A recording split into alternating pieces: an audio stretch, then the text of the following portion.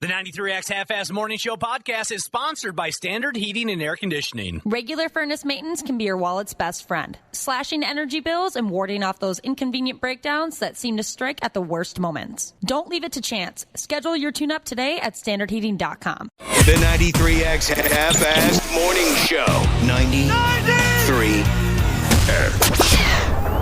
Wake up. Let's go. It's time. I don't really want to. Nothing like starting the day off with a little procrastination. You know what, man? I'm sick of following my dreams. I'm just going to ask where they're going and hook up with them later. This show's broken, has not even begun yet. This show's unairable. Let's get this show started. Son, let me tell you, we're back from some extended time to ourselves. Welcome, everyone, to the 93X Half-Ass Morning Show. Welcome to a glorious 3-day work week for the five of us. It's not a bad thing. A lot has changed since we last put on a live broadcast. The state fair came and went. Did it seem to go fast? Oh, yeah. Flew by. Very fast. I bet if we asked our promotions department, they'd have a separate answer. But it seemed to go by quick this year. Summer's over. School is in. Oh, it's supposed to be under 70 degrees today. The temperature has dropped 25, 30-some degrees overnight. Let's go. I love it, too. I know it's been a while, but still, thanks to everyone who swung out and said hello to us at the State Fair last Friday. That was very nice. Yeah, another fun event, for sure. And thanks to Destiny, who painted up Ashley's face. Ashley, you were a beautiful clown. Thank you. I appreciate it. She did a wonderful job. She really did. She came out there, made you look like not your typical clown, more just like how would you describe it, Ashley? It was like a prettier Pennywise. Yeah, essentially. It was from It. And it was funny when you were shown your face, you did freak out a little bit. And it was you. I did not like it at all. Josh, you opened up your front camera and let me see myself, and I did not expect to react like that. But I did not like the view of myself. You jumped a little bit. And now you know a little bit of what it's like if I catch myself in the mirror. And I'm makeup free. You seem to grow more comfortable with it quite quickly. I thought so, too. When you transformed or were transformed into a clown. It helped quite a bit that a lot of people were wearing like reflector sunglasses, so I could see myself whenever I talked to someone. This was a good thing or a bad thing? It helped. It was bad at first, but I think it helped because I just kept seeing myself over and over again. And eventually I was like, oh, maybe I kind of like it. How long did you wear it? Way too long. You had it on the way back to the station. Yep. And did you kept it on for a while? Yep. I kept it on until I until I got home because I wanted like my good soap and stuff in case it was hard to get off. It took me like 2 minutes to get off, not even. All right, isolate that. I mean, we have to. I know we just got back, but I mean, we have to do it. You got to do what you got to do, Josh. No, you made for a cute clown. We had a good time. We met a lot of great people, so thanks again for swinging by last Friday. The drive home was fun because I had, there was a couple times where people next to me double glanced at me, and I was like, why are they looking at? I look probably terrifying. They're going to stay away from me. Oh, I think you were a beautiful clown. Thank you. I don't think you were scary looking at all. Now we know your personality. That's scary. But just by looking at your face wasn't bad. Thank you. I mentioned the first Friday we were out there, I left. You know, sometimes I'll wake up in the middle of the night and I'll cringe about an interaction. That's my fault. Somehow I screwed up an interaction. Okay. And I'll think, God dang it, I'm such an idiot sometimes. I had that happen this last time. You had none of those regrets our first trip to the fair. No. You're saying this time around something awkward did happen. Yeah, while we were there. It's nothing where I looked back and realized, oh, geez, that was an abundance of douchebaggery. You know, nothing like that. This particular time, and this is something that happened, the year was 1983. 83. I was in third grade. A guy came up to me, showed me a picture on his phone and said, hey, is this you? And it was a picture from my third grade yearbook. I'll be damned. And it was me. Like, man, I haven't seen something like that in a long time. I had hair, you know? Yeah, I wish I would have been standing there. I would have liked to have seen third grade Josh. He asked that you not be around us. Can we have a moment without Yeah. Dana quickly? Wouldn't that have been something if you had lost your hair by third grade? I was already getting wrinkles. I mean, I know some dudes who lost it real fast. I mean, even in high school, it was on its way out. But had you been receding in third grade, that would have been interesting. So he shows you a picture, this guy, of your third grade class picture. Yep, and then he shows me a picture of a girl right above me in the picture and says, that's my little sister. I'm 5 years older. We went to the same grade school. So he would have been in 8th grade when I was in 3rd grade. Gotcha. So obviously I didn't know him. You know, he's much older. And my school went to 8th grade, to be clear. So he says, my sister tells me you wrote her a love note in 3rd grade. And then I started sweating. I was so embarrassed. I don't remember writing this note. And then he's like, you know what? We could probably... She has like a picture of it or something like that. I could send it to you. I'm like, absolutely not. I don't want to read that. I don't want to know how cheesy it is. What is this? I want to read it. Well, wait a minute now. What is this girl still doing with a love note that anyone wrote her from 3rd grade? I don't know. Maybe she's got a bunch of love notes from guys over the years. Yeah, maybe she keeps every single note that a guy's written her. Well, yeah, that's my... Why would someone do that? That's bizarre to me. For this exact moment. I understand the process of saving things, but why would someone do that? Well, I can't get in that person's mind. I've never received a love note, so maybe I would have saved it as well. Oh, Christ, something just dawned on me. Oh, One of my best buddies has saved... Oh, it's terrible.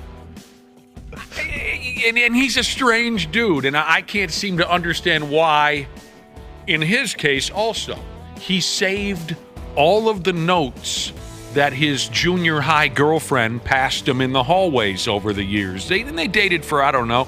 I mean, you know how it was in junior high and grade school. Maybe they dated for 6 months, but it seemed like forever. Yeah. That's a huge relationship. That's almost an entire school year. Yeah, that's crazy.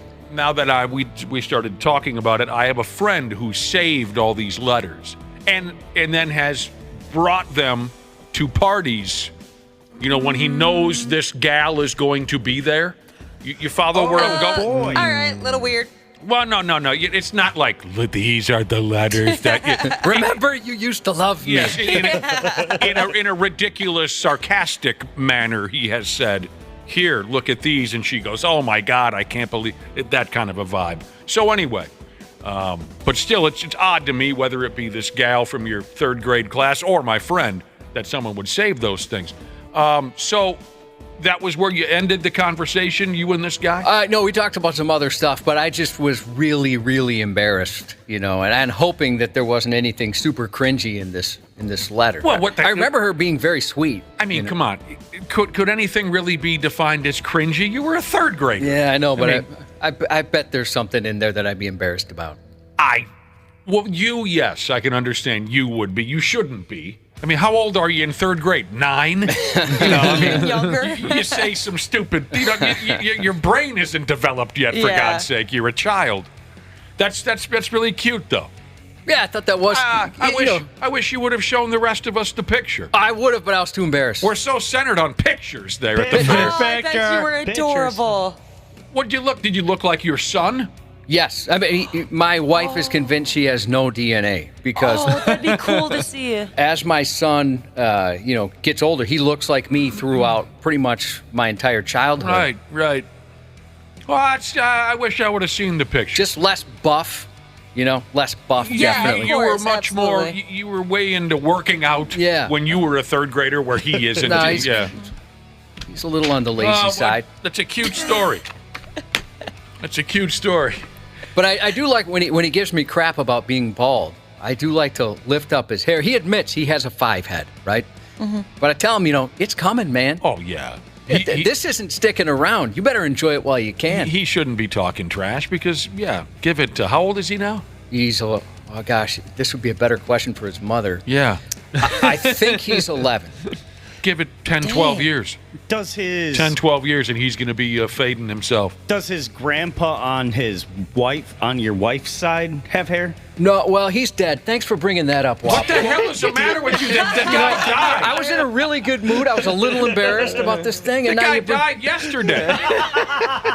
That's why we were off. He died yesterday suddenly. Yeah, thank you for that. No, he was bald, and my grandpa was bald. Oh, yeah, he's screwed. But my Yeah. dad had all his hair. You know, my dad had it. Lucky Yeah, bastard. you never know. But Well- I know, like you said, isn't it your maternal grandfather? I've heard every friggin' story in the world. Poor kid. It's from wearing hats is what it is. That's what it is. It's from wearing hats. It has nothing to do with your dad or your mom or your mom's dad or your wife's dad. It's from wearing... He wears a hat. It's from wearing backwards hats. Boy, did I hear that all the time. So did I. I was like, dude, you're going to go bald. They were right. I was going to say, I'm balding.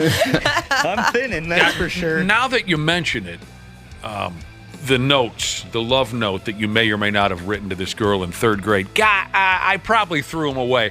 These wildly funny, awkward, very junior high notes that my buddy got from his junior high girlfriend back in the day, and he saved. Some of them ended up on my property because I was hosting parties, and he would bring them with and see, look at this, look how stupid this is. Some of them ended up in my home. I want to try to find a couple of them and bring them in. That'd be cool. Yeah, it'd be awesome. Would he be okay with that? Yeah, he don't care. He's nuts. I don't want to reveal this person's Jesus name for fear that it could affect his relationship with his way too hot for him fiance. He says he still has notes from his first high school girlfriend he held on to. Get back to us and let us know why he kept them. I mean, were photos attached? I mean, what makes you keep something? If like high this from school a was only former girlfriend? if high school was only 7 or 8 years ago, okay, but some of us, it's been 32, 3 years, and you go back to grade school for Pete's sake. This gal's got a love note from you from third grade. What year was it when you were in third grade? 1981? 83. Yeah, that's impressive. I don't have anything. I used to have a boyfriend that wrote me like love letters in high school, and I threw those out like before I even graduated. Did you ever write love letters, Ashley, or were they more threats for leaving you or something? More threats. Did you ever write anything in your own blood? Did you ever? Oh, look at her. She's thinking about it. She is. You've written notes in blood, haven't you? No. you ever- No, I don't think so. Did you ever do that serial killer move where he cut out individual letters from magazines and put them together in a letter? Yeah, Did you really? I always thought that was a cool look, to be honest with you. Yeah, it does look cool. Just ignore the association of what that usually means. But I always thought, yeah, that's kind of neat. Now you got me thinking about, just oddball things from our school days. And you mentioned, this class picture from third grade from the grade school yearbook. You guys really had a grade school yearbook? Mm-hmm. Oh, yeah. Well, it might have just been a picture. I Yeah. said yearbook. I should have just said picture. Jesus, we never had a grade school yearbook. That would have cost real money. Those were my favorite ones. I never got. My parents wouldn't buy me one until my senior year of high school. It's the only one I ever had. A grade school yearbook? Yeah, those were the cheap ones because they were like paperback. Yep. Yeah. They really weren't much. We were- had a they were competition every year on who was going to draw the cover. I remember that being a big deal. Yeah. Jesus Christ, you guys were so fancy and schmancy. We got Yeah, a, look at you. We got a black and white class picture, and that was the end of it. But anyway, thinking back to my high school yearbook, and I mean, my friends and I, we barely got an education, and it's our own fault. It's our own fault. We were just derelicts. I think back, now that we've had this conversation, to a friend, actually my very first best friend, and I still know him to this day, although he lives far away. Pistol Pete from across the street. God help us, we were tight from the word go. Pistol Pete. He, of course, signed my senior yearbook. Okay, we're adults at this point, right? And he wrote in my yearbook, "We have to get together this summer," right? Typical cliche line in anyone. We have to get together. He wrote that, W-E, we, haft is spelled, not, you see where? Yeah. He spelled it H-A-F-T. Mm-hmm. Okay. We have to get together this summer. And they handed him a diploma. and it wasn't, cute high school slang. He really thought that have to was spelled HAFTTO. That's sad. No, he was just ahead of his time. That's texting now. That's all it was. I suppose you could look at it that. Was he the same one that graffitied the wrong spelling? No.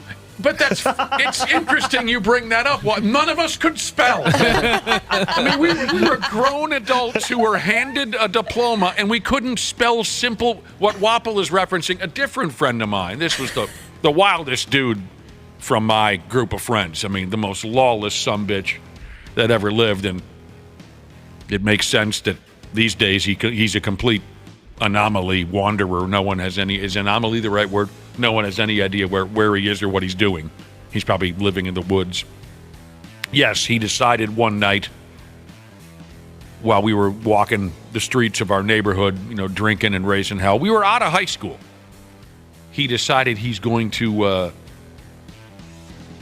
how does a grown person say this? Commit graffiti? What do you, how do you, we're going to graffiti-ize something? Yeah, he's going to graffiti-ize. He's going to graffiti. Sounds like a Def Leppard album. Gonna go tag something. Yeah. Tag. He's going to tag something. And this was not a thing in 1990, or not in our neighborhood.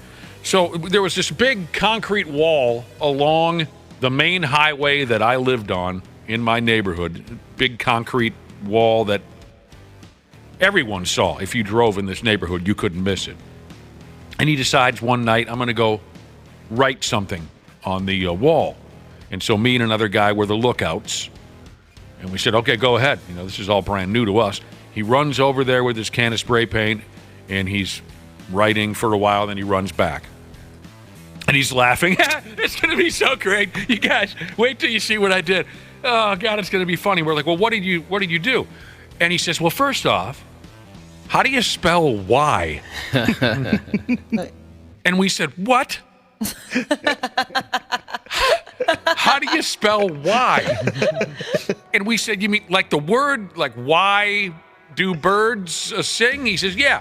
And we said, W-H-Y. And he goes, God dang it, son of a bitch. And we said, what? Okay, stupid as it sounds, what he wrote on the wall, thinking he was clever and funny, was, why do guys have nipples? Is what he wrote. Okay? Yep. Stupid. Yep. But even stupider, he misspelled the word why. He spelt it W-Y-E. What? Oh, man. As That's a tough. grown adult who was handed a diploma from Wayzata High School. What, is he running a company now, or what's he up to? Like I said, he's a complete mystery. Oh, this is that same guy. Yeah, Okay. he's on the run from various law enforcement communities, I imagine. Ojibwe Jesus still has a gift from his high school girlfriend that was 30 years ago. He also kept the herpes that she gave him. Yeah, that's tough to get rid of. Well, maybe it's not that odd. Maybe it's not as odd as I thought it was. I guess, gift-wise, I probably have a bunch of stuffed animals, and I probably always will. Like, I have like a giant panda I know I'll never get rid of. I guarantee one or two of those have cameras in them, Ashley. Guaranteed. Possibility. You were gifted various stuffed animals throughout your young relationships, and you've kept them? Is that what you were saying? Yes. Oh. You can't throw a stuffed animal away. I have a stuffed animal, a Scrooge McDuck, that my high school girlfriend got me from the Disney store when we were dating at age 17, and I keep it because it's cool. Scrooge McDuck, guy's a pimp. Yeah. It drove my ex-wife crazy because she thought I was holding on to it for sentimental reasons, like I was still in love with this girl. I'm like, no, I'm keeping it because it's Scrooge McDuck, and he's cool. I have no emotional attachment to her, but she could not get over the fact that I held on to that thing. I love that you called him a pimp. Dude had a money bin. I just had another thought about the fair on Friday. Ojibwe Jesus just mentioned. Oh, I remember meeting him. Yeah, awesome dude. We text back and forth. He's a regular listener, which we certainly appreciate. And I got a chance to meet him on Friday, talk to him for a while, and it was one of those things where eventually he's like, okay, dude, yeah, I got to get going. I held him there for a while. Dang it. There was some lady there with their boyfriend. I think she was waiting to say hi to us, and she kind of rolled her eyes like, is he ever going to stop talking to this guy? I wanted to know his thoughts on a television show we're both watching, and he had to go. So you had another one of those episodes where you couldn't stop talking? Yeah, I tried not to do it, but I I wanted to know his thoughts on it. Get back to me. Dark Winds. Ojibwe Jesus. What do you think? You caught up? Are you caught up? All right. Now, speaking of big events like the State Fair, which is over. It's over and done with, and kids are back to school and Suckers. This and that. What is this that I got? Someone handed this to me as soon as I walked in the door. The 93X Infect the River Cruise Part 2 is sold out? Yeah, that's awesome. Thank you so much to those that were able to buy tickets. It was 9 days it took. How am I supposed to fit all my friends on the boat if it's sold out? I'm a little worried about that myself. This is terrible news. Yeah, I've had a lot of more people than usual hit me up about it. This is terrible news. I was hoping only 10, 12 people would be on this damn thing. Oh, that would have been fun. Well, kind of spread out, you know? I would like that. You may be surprised to know that I'm only bringing family, but I might have to pick and choose between them. No, we appreciate it. The Rock the River is what some call it. We call it the Infect the River Cruise. Because it almost killed half our staff last year. That is true. The one coming up on September 22nd, she sold out, and you had to buy tickets to get a spot on this sumbitch. The fact that we got her sold smooth out is a credit to our wonderful listening audience. Thanks for the interest.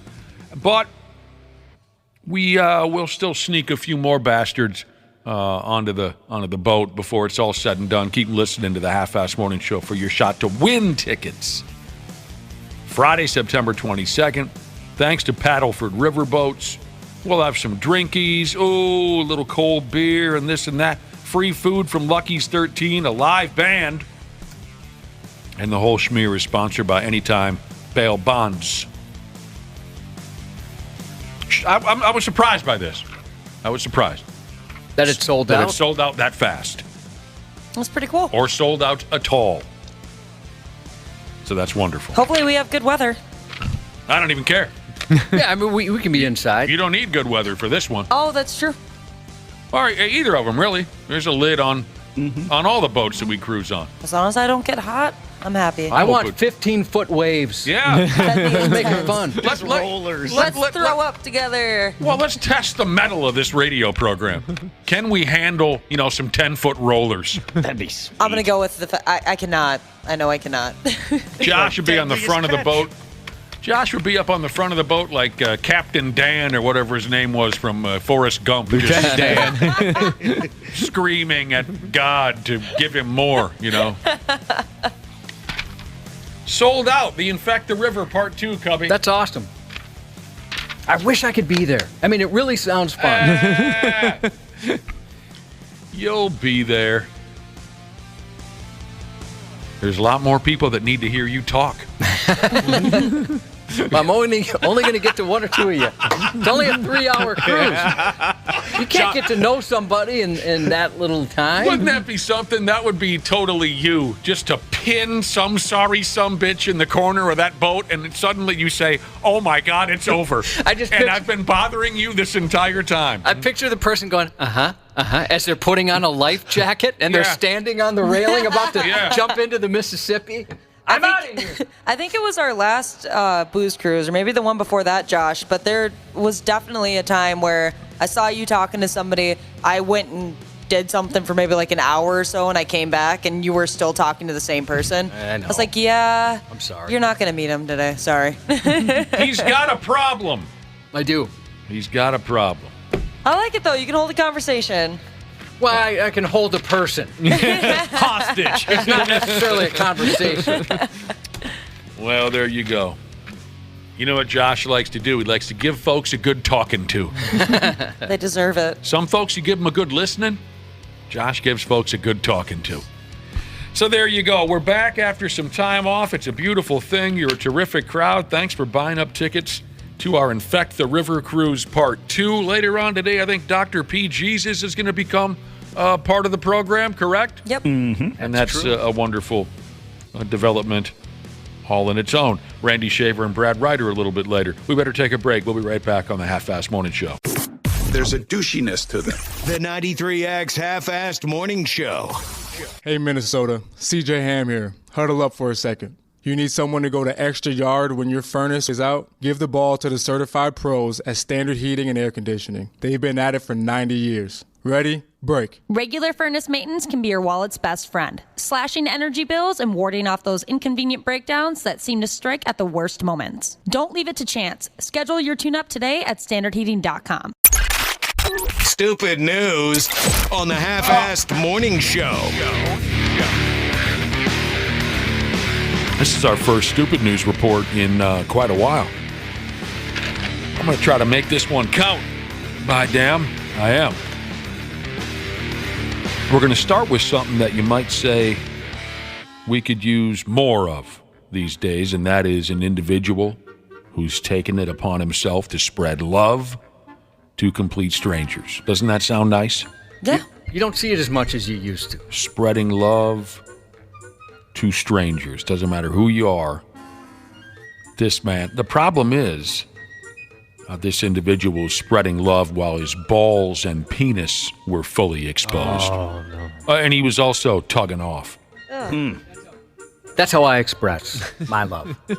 Matter of fact, I would like to show all of you right now how much I love each and every one of you. Stand up on the table and express yourself, Josh. He was also high on meth rocks. Kind of explains it. In a town called Centerville, Indiana. This dude I was telling you about, he told the cops he had experienced a, quote, spiritual awakening and decided to spread some love by standing in his doorway and waving at people who drove by on the highway. And he was, in fact, doing just that, but D swinging. Oh, that's nice. He's waving. Oh, my God! Hello. Oh. He's a 42-year-old fella by the name of Elijah Barker. He was arrested. He lives in an apartment right on a busy highway that is very visible to passing traffic. So the cops got a report of some yahoo standing in his open doorway pulling on his dong. Icky. And when they showed up, Elijah Barker, he asked the officers, "Would you prefer that I put some clothes on while we talk?" And the cop said, yeah. That'd be ideal. So we did. The cops asked Mr. Barker about why he was standing in his doorway, ass naked, yanking on his dork. And Barker said, "Jeep, Jeep." And the cop said, what? And Barker told the cops that he says, "Jeep, Jeep," every time a Jeep drives by. I get it. Beep, beep, Jeep, Jeep. It's cute. And the cop said, "Okay, so you've been stroking your gear here, standing in the doorway for everyone to see?" And he said, "Yes." And the cop said, "Why?" And the dude said, he thought it was acceptable behavior. And the cop said, "No, it actually really, really isn't." And the cop said, "Do you have a drug problem?" And the dude said, "Well, yeah, I used to do meth, but not anymore." And then the cops searched him and they found some meth. Back on it already. That was quick. While handcuffed, he told the cops about this spiritual awakening, and he wanted to spread some love to the people. He told police that he had no problems with anyone because he, quote, has stood in the trenches for them. And no one has any idea what that means. Well, thank you. And the apartment landlord told the cops that he's been looking to evict this Barker character because he's always nude and whacking himself off at folks in the building.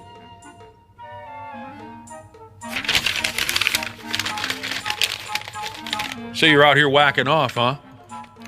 Jeep, Jeep. Excuse me? What was that now? Oh, you see, every time a Jeep goes by... So, Wapple, do you say beep, beep, Jeep, Jeep? Is that a thing?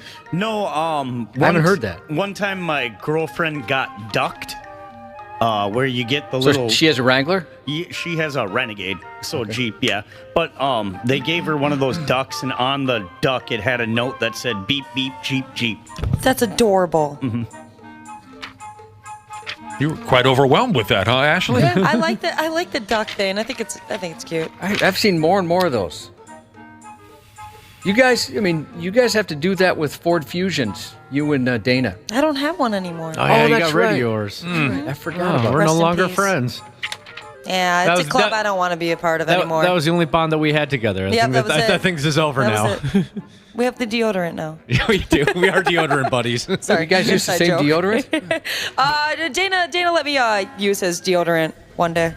I don't know what it is about the two of you, but when you had the same car, both of them are severely damaged. Yeah. I just noticed yours on Friday, Dana. Mine's in rough shape. Has that new? No, it's been like that for a while. But you didn't do it. No, I Isn't didn't that do it. right? Yeah. Wasn't that when you got hit and you went in a median or something? No, that was the tires that got screwed up. Those got fixed. There's some cosmetic damage to the side of it when somebody was using my car and they absolutely just impaled the side of a cement pillar in a parking garage. Oh, geez, Jesus said when he drives by a guy whacking off, he goes, creep, creep.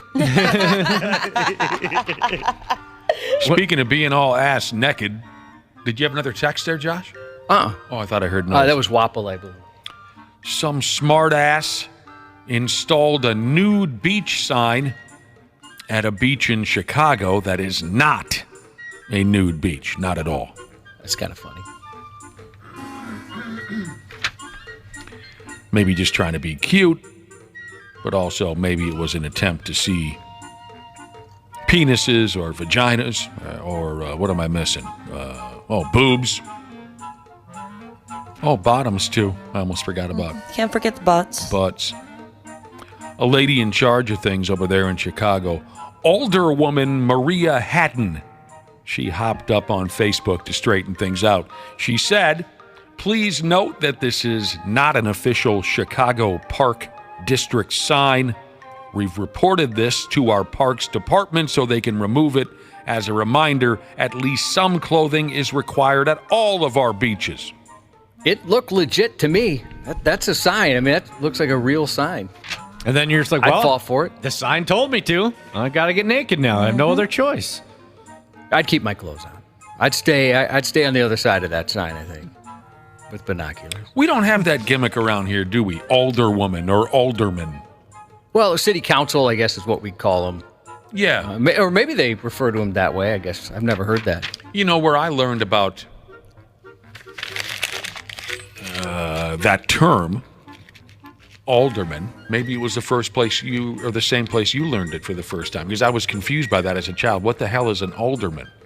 Do you remember? Could you possibly guess where I first saw that reference? No. Good Times. Oh, I don't remember that. Remember they had Alderman Davis, the bald guy? Yeah. And he was like a schmarmy, kind of a phony prick. He'd come and bother the Evans family once in a while. Alderman Davis.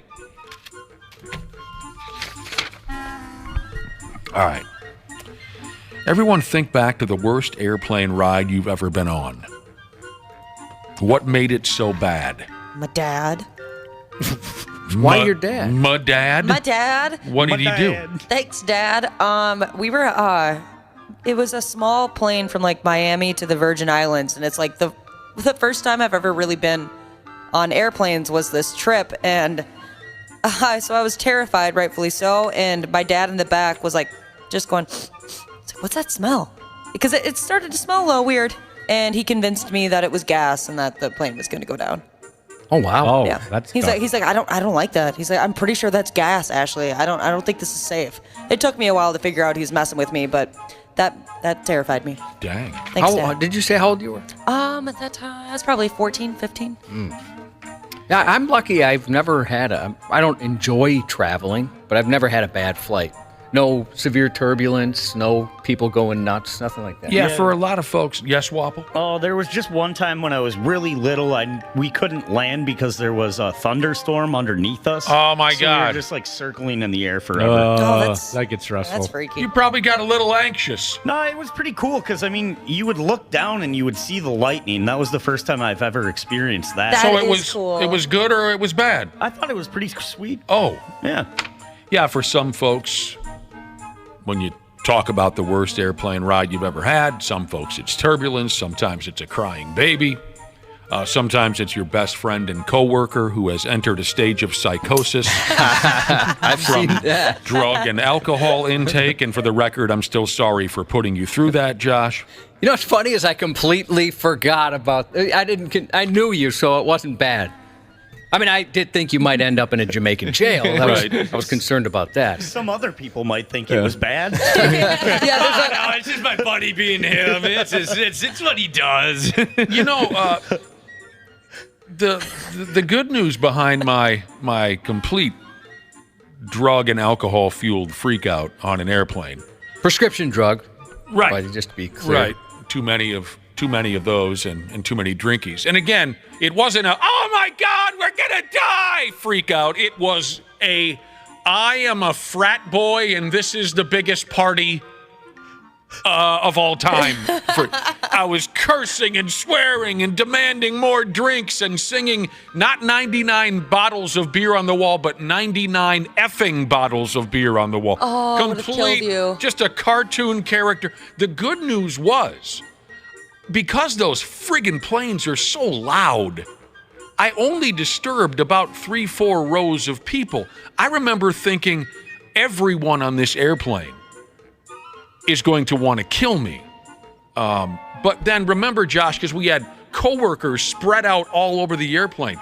I remember asking a member of our sales staff at the time, or I think I said, hey man, sorry about my behavior on the airplane. And he said, what are you talking about? Okay, that was going to be my next question. He was sitting up towards the front. We were way in the back. That was one bright spot in this very, very dark and awful moment from my life where I really only terrorized about 6-8 people, where I thought it was the whole stinking airplane.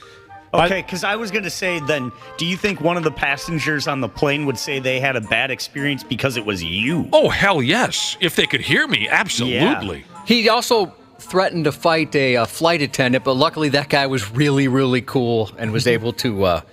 He was able to maintain his composure. Because I would have kicked his ass. I'll fight you, bro. I would have had no problem with that dude. Absolutely no problem. But I'm a terrific fighter. Subtext, the sales guy got to sit in first class. We were all the way at the back of the plane. I was just going to bring that up. It makes total sense that the sales staff was in the front of the plane. Oh, yeah. And you guys were probably in the back row sharing a seat.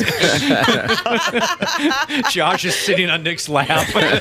Steerage, I believe, was the term they used in the movie Titanic. Yeah. Steerage. Yeah, you're on the bottom of the ship. Yeah, they put you underneath where like they put the pets down there below in the cage. That's essentially what it was. You have no port window. You can't even see anything. Oh, this is interesting. 6 to noon, Jesus. My wife was kicked off an airplane once for arguing with a flight attendant.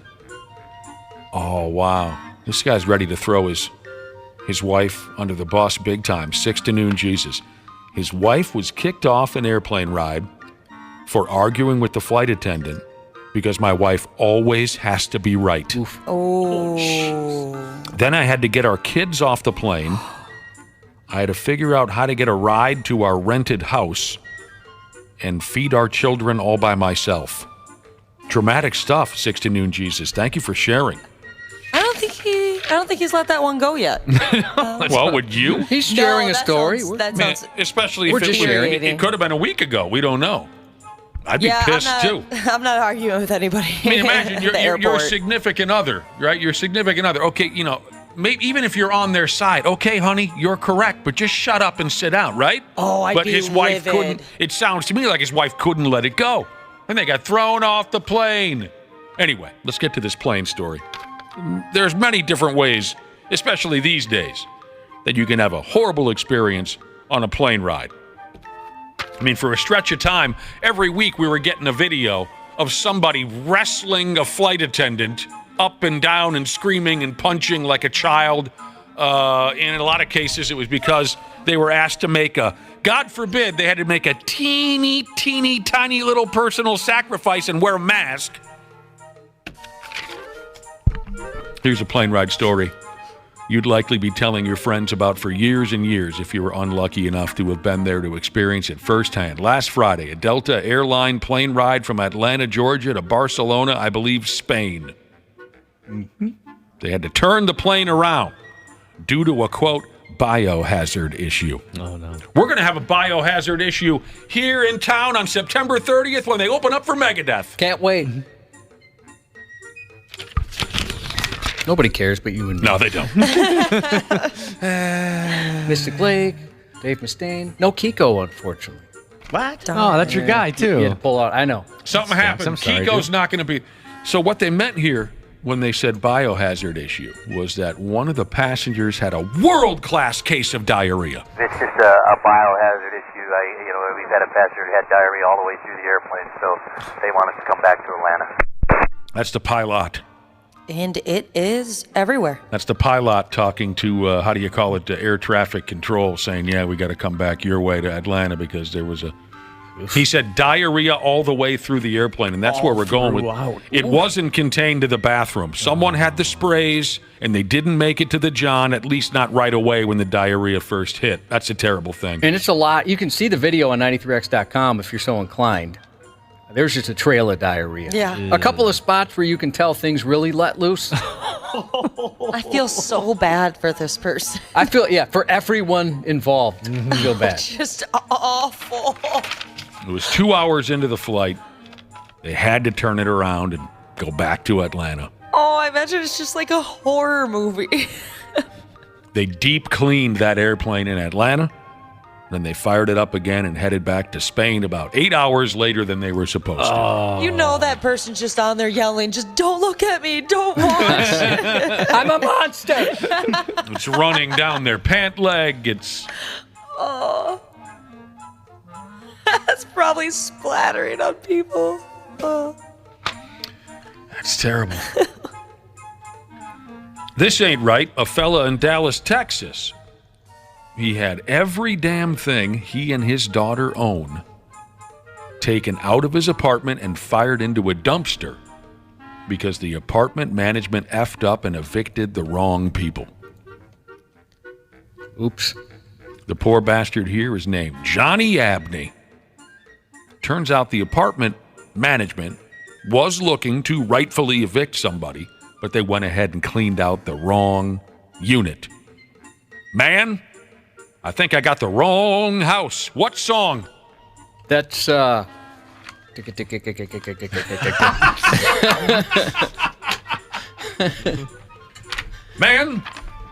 I think I got the wrong house.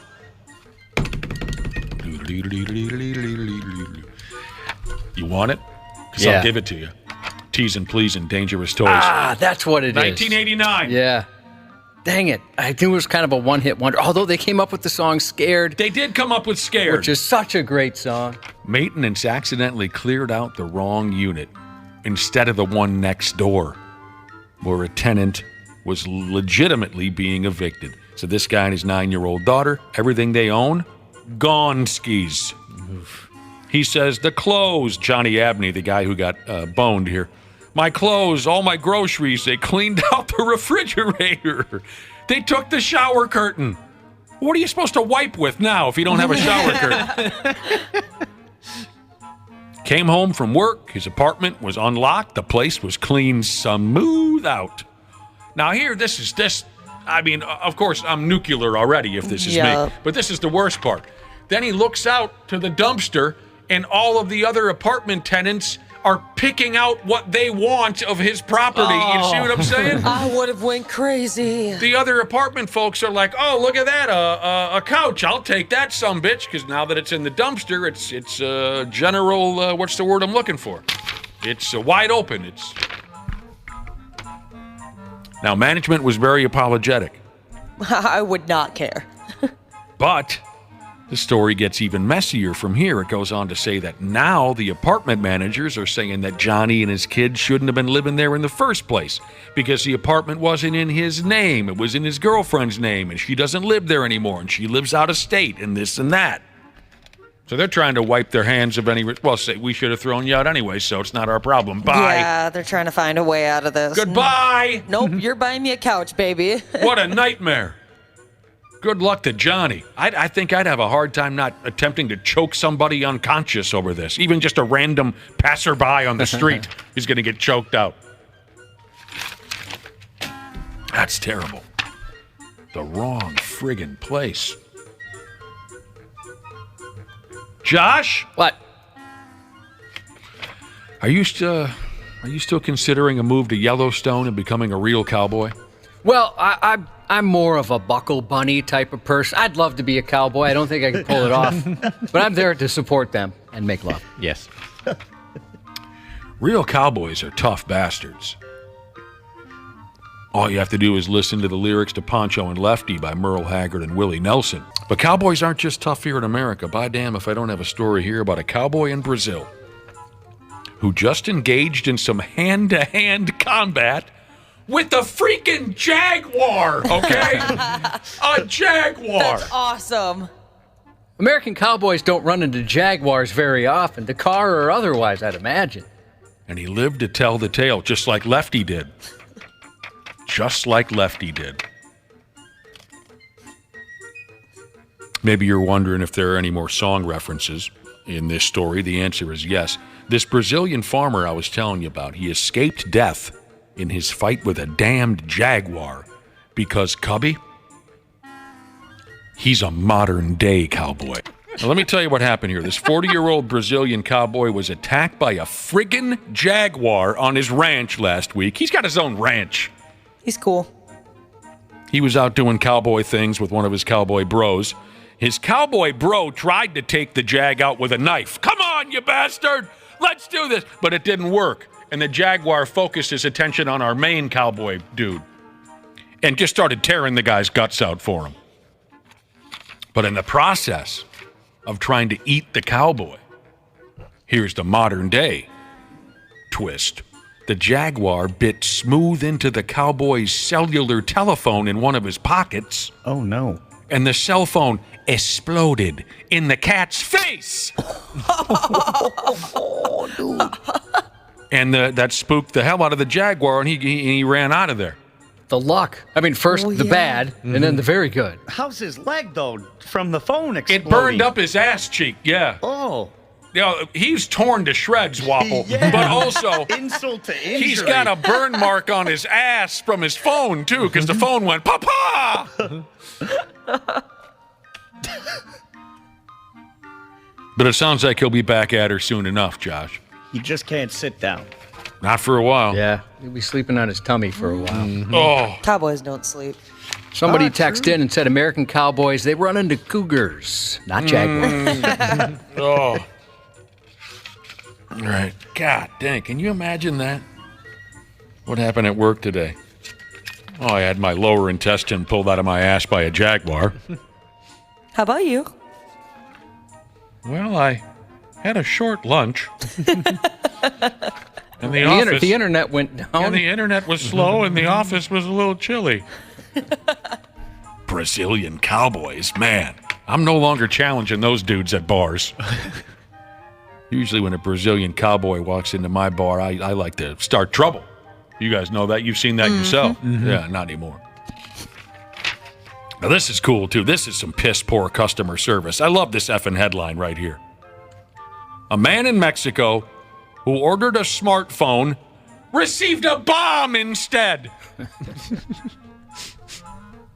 And that's missing by a lot right there. He ordered a telephone. They sent him a grenade.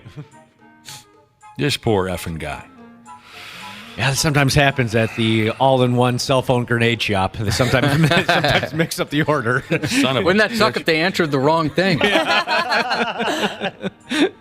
Or they throw a phone at the enemy. Yeah. Oh, crap, they didn't do anything. He ordered the phone through an online store. I've heard of these gimmicks before. Have you? Yeah. The online store. And it was to be delivered to his house in a place called León, Guanajuato, Mexico. But when the package arrived last Monday, his mama took the box inside the house. She put it on the kitchen table. Later on, dude opens up the box, and there sits a damn grenade. I mean, if that were me, I would think right then and there I was a dead man. I would too. Like somebody sent it to you as like a sign, like a warning, like, you know, we're coming for you. Yep. He called the cops. They sent in the damn bomb squad and the whole schmear. Thankfully, the effing bomb squad pimps were able to deactivate the grenade without anybody getting their arms or legs blowed off. And the poor bastard who was just looking to order a new cellular telephone, he has no idea who's responsible for sending him and his mother a hand grenade. That's not right. That might be the worst part. Trying to get a good night's sleep, thinking, who the hell sent me a hand grenade in the mail? I'd worry about that. It says here, in the neighborhood down there, Guanajuato, drug cartels are using more and more roadside bombs in their ongoing turf wars. Over the last 6 years, police have seized over 600 explosive devices in that town alone. So I don't know what to make of all that. Have you guys ever received the wrong order? Ordering something online? Yes, I have. Yeah, same here. What was the situation for both of you? I got some candles and a bikini. Oh, that wasn't too long ago, was it? No. Well, what did you order? Candles and a bikini. Yeah. A bikini and candles. It was something from Amazon. I don't remember what it was. Just something simple. And I got a box. I was like, well, this seems unnecessarily large for what I ordered. And it was candles and a bikini. Did you pass that on to a girlfriend and, try to suck her into thinking it was a thoughtful gift? No, I kept the... So it was addressed to you and everything? Yeah, it was addressed to me and everything. And I contacted Amazon. They're like, yeah, don't bother sending it back. We'll just send out the new stuff to you. I got gummies once, like weed gummies. It wasn't too long ago. Oh, really? Sweet. And Yeah. you're claiming you did not order weed No, gummies. I did not. In the mail? Yeah. Had you... They were like the Delta 9 ones, though, so they're legal in Minnesota. But yeah, that was a pretty good surprise. Had you ordered prior weed gummies? No. I don't know that I would have consumed those, Ashley. I didn't, no. I actually think I gave them to someone else to consume. Oh, that's even nicer. Yeah. May they rest in peace. Now that I'm thinking about that probably wasn't the best idea. Here, you hallucinate and walk out of a moving car, I think they're still alive. You know what, Ashley? Not your problem. No, I don't think I've ever had that problem. Cubby, what about you? You order things. Online Never. stores. Yeah, You never. never had one problem. I love that video of the kid. He orders a bong online. A bong? Yes. And With then- an NG at the end. Yeah, and the mom gets a hold of the packaging, and she's like, oh, yeah, open it up. I want to see what you got. So the kid's just taking forever to open it, and he's like, oh, weird, what is this? You can thing?" tell he's so stressed. He's so nervous, and then he opens it up, and then he's like, what the hell? I didn't order this. Who got me this? And then the mom's like looking at it. She's like, I think it's a bong. And he's like, what? So disrespectful. I didn't order that. I didn't want that. He totally wanted it. She's looking at him like, Billy. I think it's a vase. No, Mom, it's a sex toy. Wait. This is from Butt Stuff Buff Jesus. He ordered some boots and got Ferrari edition Oakleys. I bet those were expensive. Oh, wow. What if the boots Could were be a more? win. Yeah, I was going to say there could be a chance that the boots were more, though. Oh, yeah, I guess I didn't consider If they were that. cowboy boots. Whew. I'd be excited. I'd like to see what Ferrari edition Oakleys look like. Well, I guess there can be some fun in getting the wrong thing in the mail. So there you go. Uh-oh, Fauché Maintenance Ninja texted in and said he was kicked out of America for not knowing Modern Day Cowboy by Tesla. Yeah. So he decided to go to Japan. That was his mistake. The prime minister met him at the airport and said he wasn't welcome there either. Yeah, Tesla could easily sell out a stadium in Japan. Yeah. Multiple nights, If just you like don't- Mr. Big. Yeah, if you don't know 80s rock, Japan is not the place to go. They'll kick your ass for you. Sports on the 93X Half-Assed Morning Show. We had this great dinner at his house in Jersey. I was making my way to bed. Steve and his brother and I walked outside up in the clouds. We heard this sound and we saw this tremendously large object moving through the sky. And it was like a scene out of Independence Day when the ships are coming into the atmosphere and they're creating this like explosion type fire in the sky. And eventually it went out of sight and nobody said a word. We just stood frozen, the three of us on the front stoop of Steve's house. 30 seconds later, we heard the sound of fighter jets seem to be chasing this object. And then we all kind of looked at each other like, did we just see what we think we just saw? The siren or alarm had been from a nuclear power plant, which is about 9 miles away. There's a lot of sightings around nuclear energy, around volcanoes. But yeah, Steve and I, great friends, teammates, and also witnessed whatever the hell it was. So do you guys just not do the anal probe anymore? Is that? Nah, that's more or less been retired. I see. Do you still have the thing? Was that the gas bag? Yeah, I'm starting to think Aaron Rodgers is a bit eccentric. On Hard Knocks last night, he told a story about seeing a UFO. Can we make a no gas bag audio for the NFL season rule here on the program? Fine by me. So fun to But make he's got fun of good him. stuff. No, he doesn't have good stuff. I'm tired of the gas bag. Who wants? Raise your hand if you want to go no gas bag audio for the entire NFL season. I got 2 votes, me and Dana. What's the matter with the rest of you? Well, It's fun. What happens him. if there's something absolutely incredible that happens? He You says- can then turn it on KFan. They'll cover it on KFan. Turn your chant. What do you call it? Turn your dial over to KFan or KQ. Chris Hockey is on my Chris list of my favorite Chris's. Didn't you say you've been watching that show and now you kind of want to choke the gas bag out? Well, yeah, I'm upset with myself because, you know what? And I'm not alone because a couple of listeners have texted me the same thing. I'm upset with myself. I am, because I do this in real life, too. After the first 2 episodes of Hard Knocks, I thought, you know what? Maybe he's misunderstood. Maybe Aaron Rodgers, you can't have him in these little clips. You need to understand him a little more. Yeah. And after watching, I thought, dang it, I think I kind of like this guy. Seems like a good dude. Okay. And the more I watched it, the more I realized, nah, he's still the douchebag we all thought he was. Yeah. He's an act. That's what it seems to me. That nothing. It's a bit to him. Yeah. You know, he's very bright. Obviously, he's a really smart guy. Obviously, incredibly talented. But he knows it, and he likes to use that, I think. Yeah, we'll talk about this more when the show's over, off air, on a full season-long ban on the gas bag. I'll try to convince you outliers, Dana and I. We'll try to do that. Well, listeners in our listening audience are raising their hands like a sumbitch. And one guy says, "I'm raising my hand so high in my car right now." That's I don't know the name of this guy. Okay, we'll look into it. Hey, the Twins are looking pretty solid as of late, huh? Yeah. They beat Cleveland yesterday by a final of 8-3. Their lead over the Guardians in the division is 7 games, with I think 23 games yet to be played. They play one more in Cleveland today. They're throwing this year next ball game up on television at noon on Bally Sports. Gavin Williams, a rookie pitcher for the Guardians, going against Joe Ryan for the Twins. But things are looking pretty good right now. We'll cover much more when Randy Shaver and Brad Ryder swing by. Stay tuned for Josh's news report. There's a douchiness to them. The 93X Half-Assed Morning Show.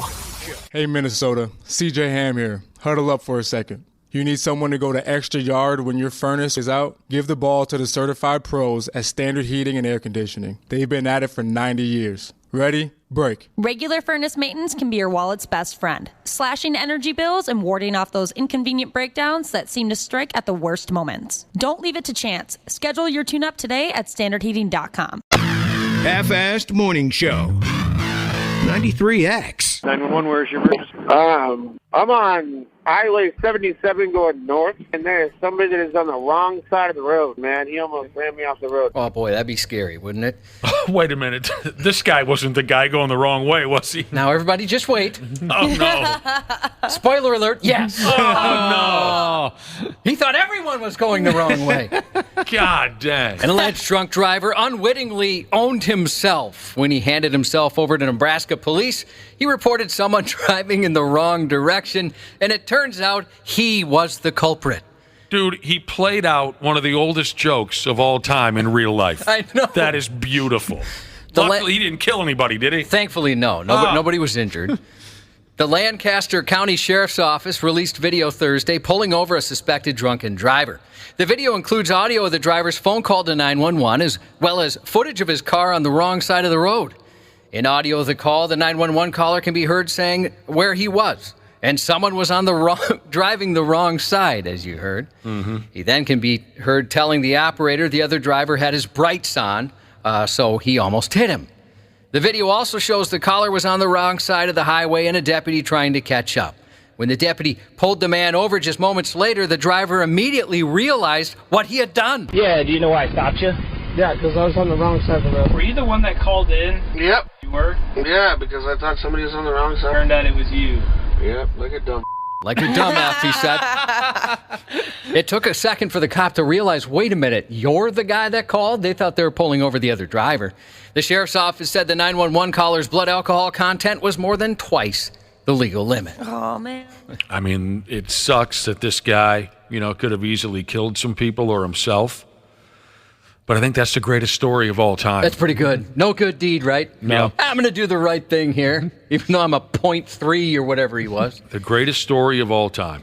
A woman chased down actor Gary Busey after he allegedly hit her car on a Malibu highway and drove off, refusing to hand over his insurance information when she caught up to him at a restaurant. He doesn't have insurance.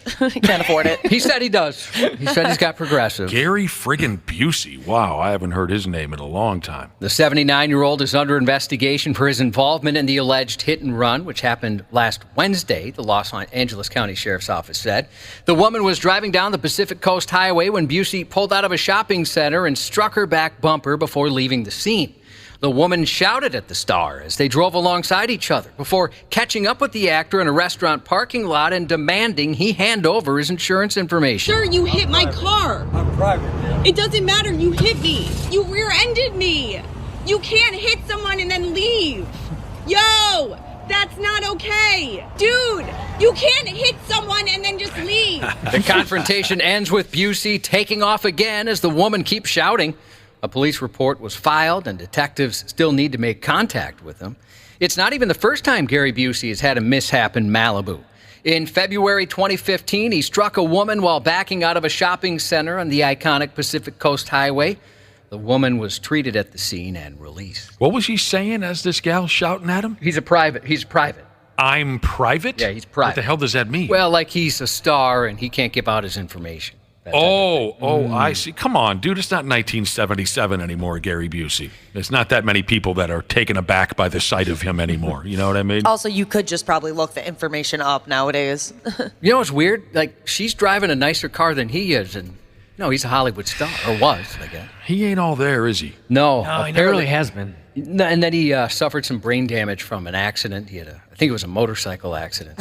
He's had it rough. Oh, yeah, he had that terrible motorcycle crash. That must have been 30 years ago or so by now. A man's been arrested after allowing his 10-year-old son to drive a pickup truck on a Phoenix area freeway after a motorist called 911 about 3:30 p.m. and said it appeared a child was driving. Arizona Department of Public Safety officials said the boy led troopers on a brief chase Saturday afternoon, weaving and speeding on State Route 101 in Scottsdale before being pulled over. DPS said the child's 49-year-old father was in the passenger seat, drunk, with an open container of alcohol in the vehicle. Jesus balls. The dad was arrested. The 10-year-old boy will not face charges. A New York judge who called a double-parked public school teacher and I apologize for this, stupid bitch, quote unquote, while invoking her office by proclaiming her importance as a judge, has earned herself a reprimand from her superiors.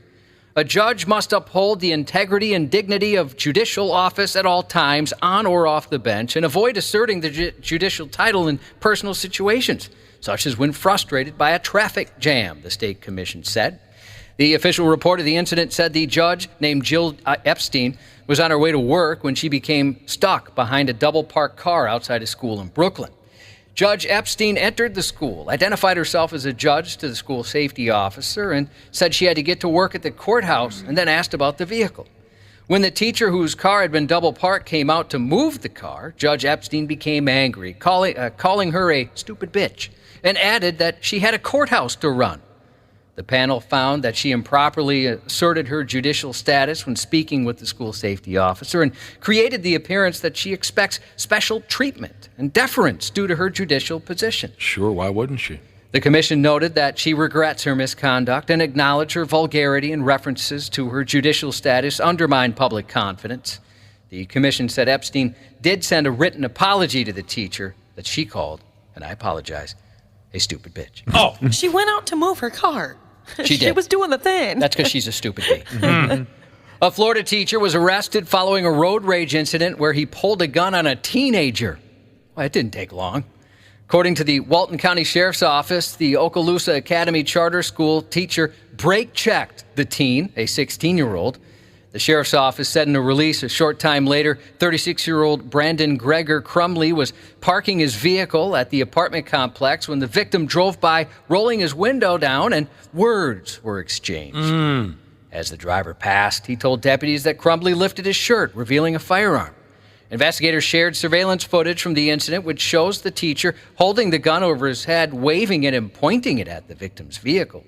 When he was questioned during the investigation, he lied and said he never removed the gun from the holster or used it in a threatening way.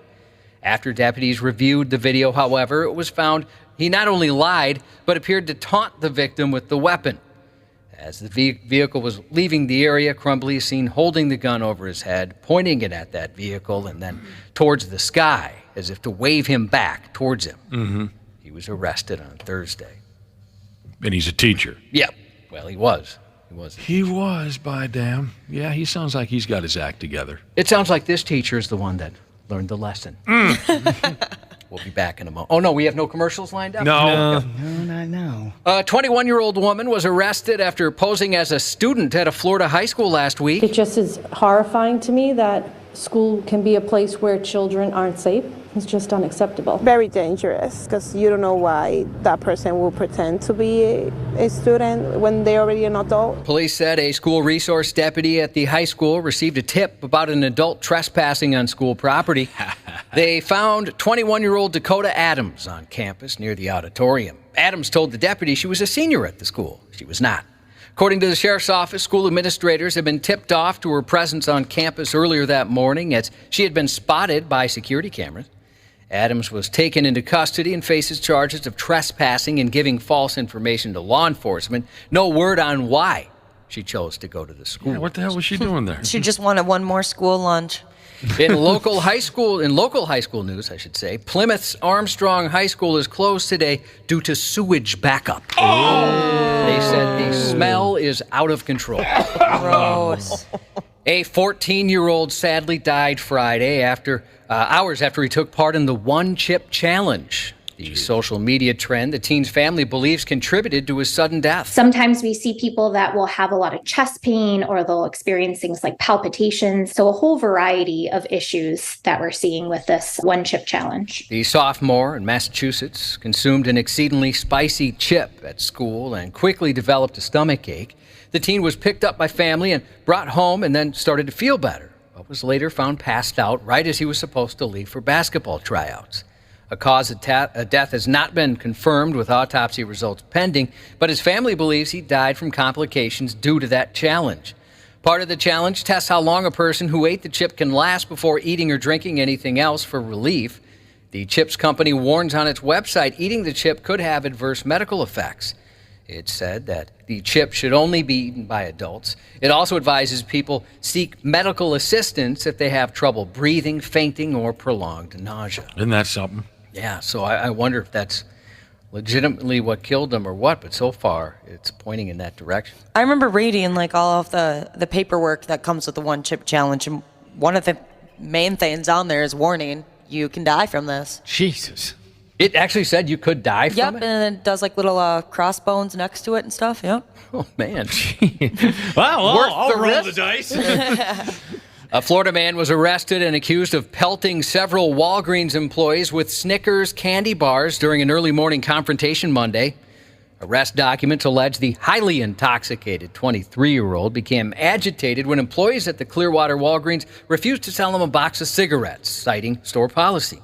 Angered by the refusal, he allegedly became irate and threw Snicker bars at the store's manager, hitting the manager in the face. Oh, God. Another store employee rushed over to help and ordered the man to leave the store, but in response, he threw several Snicker bars at her boobs. The irate man later told police he didn't mean to throw the candy directly at the employees, but police say surveillance footage showed otherwise. They said it was very intentional where he directed the Snicker bars. Additionally, two of the defendant's cousins corroborated the worker's statement that the suspect did throw the candy bars at her.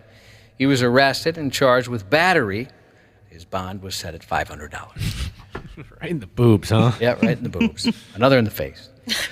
As deputies in Washington State pursued a group of teens suspected of stealing a car, one of the cops used an unusual tactic to trick the suspects into surrendering, barking like a police dog. Deputies responded just before 8:30 a.m. August 18th to a call of a stolen vehicle near a cemetery. One deputy deployed stop sticks and waited for the stolen vehicle, which sustained 4 flat tires after running over the trap. The suspects, however, undeterred, continued driving until deputies had to call off the pursuit. The stolen car was eventually found unoccupied, so they surrounded the area and began searching for the teens. In a wooded area, one deputy spotted the group in a creek bed, so they threatened to release their police dog. Don't make us release our canine! They didn't have a canine. No. You freaking kidding me? Love that. Not wanting to get bit. After the deputy initiated a dog bark multiple times, the 4 juveniles came out of the creek bed and surrendered. Better stop! Over here. Hands behind your back. You're under arrest. The cops were laughing their asses off afterwards. What? I can't believe that worked. The kids actually believed there was a dog, and in the end, they told the deputies, "Man, soon as I heard that dog, I gave up," Sergeant Darren Moss Jr. said in a video posted to the department's Facebook page. Moss commended the deputies, giving them an A+ for creativity in getting the teens to comply. Oh, you would hate the first person that was like, I bet that was a dog. No, it sounded like a dude. No, Don't make us release the police monkeys. A joint operation between police and the Federal Aviation Administration led to the arrest of a man using a drone to vandalize pools at various businesses in New Jersey. How does a drone vandalize a pool? It dropped some stuff. Oh. The drone had been involved in multiple incidents, including dropping a dye into residential and commercial pools, causing property damage. That's kind of fun, besides the property damage. Yeah, that part's not good, you're right. The first report came from a homeowner, August 13th, who noticed a drone hovering over their pool before releasing a substance that discolored the water. We had a resident who was enjoying time in his pool and saw a drone flying over top, and the drone actually dropped something in his pool that made his pool turn green immediately. I saw it totally green, and I was like, oh, wow, what is going on? So we saw a dye pack in the bottom of the pool, and we didn't know what it was. Since then, other incidents were reported. Authorities located the drone in flight September 1st and tracked its path to the 45-year-old's business.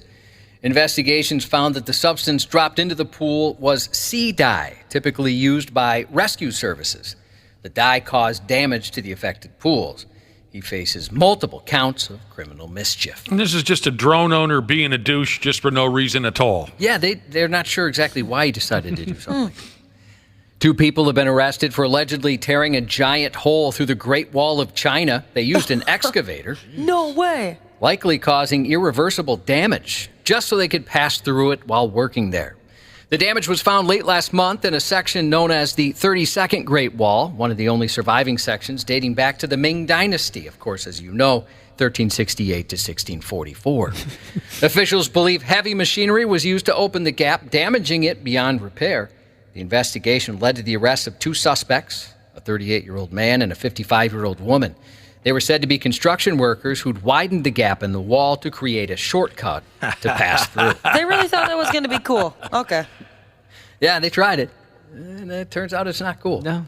One place I would not like to be, a Chinese prison. No. Oh. Yeah.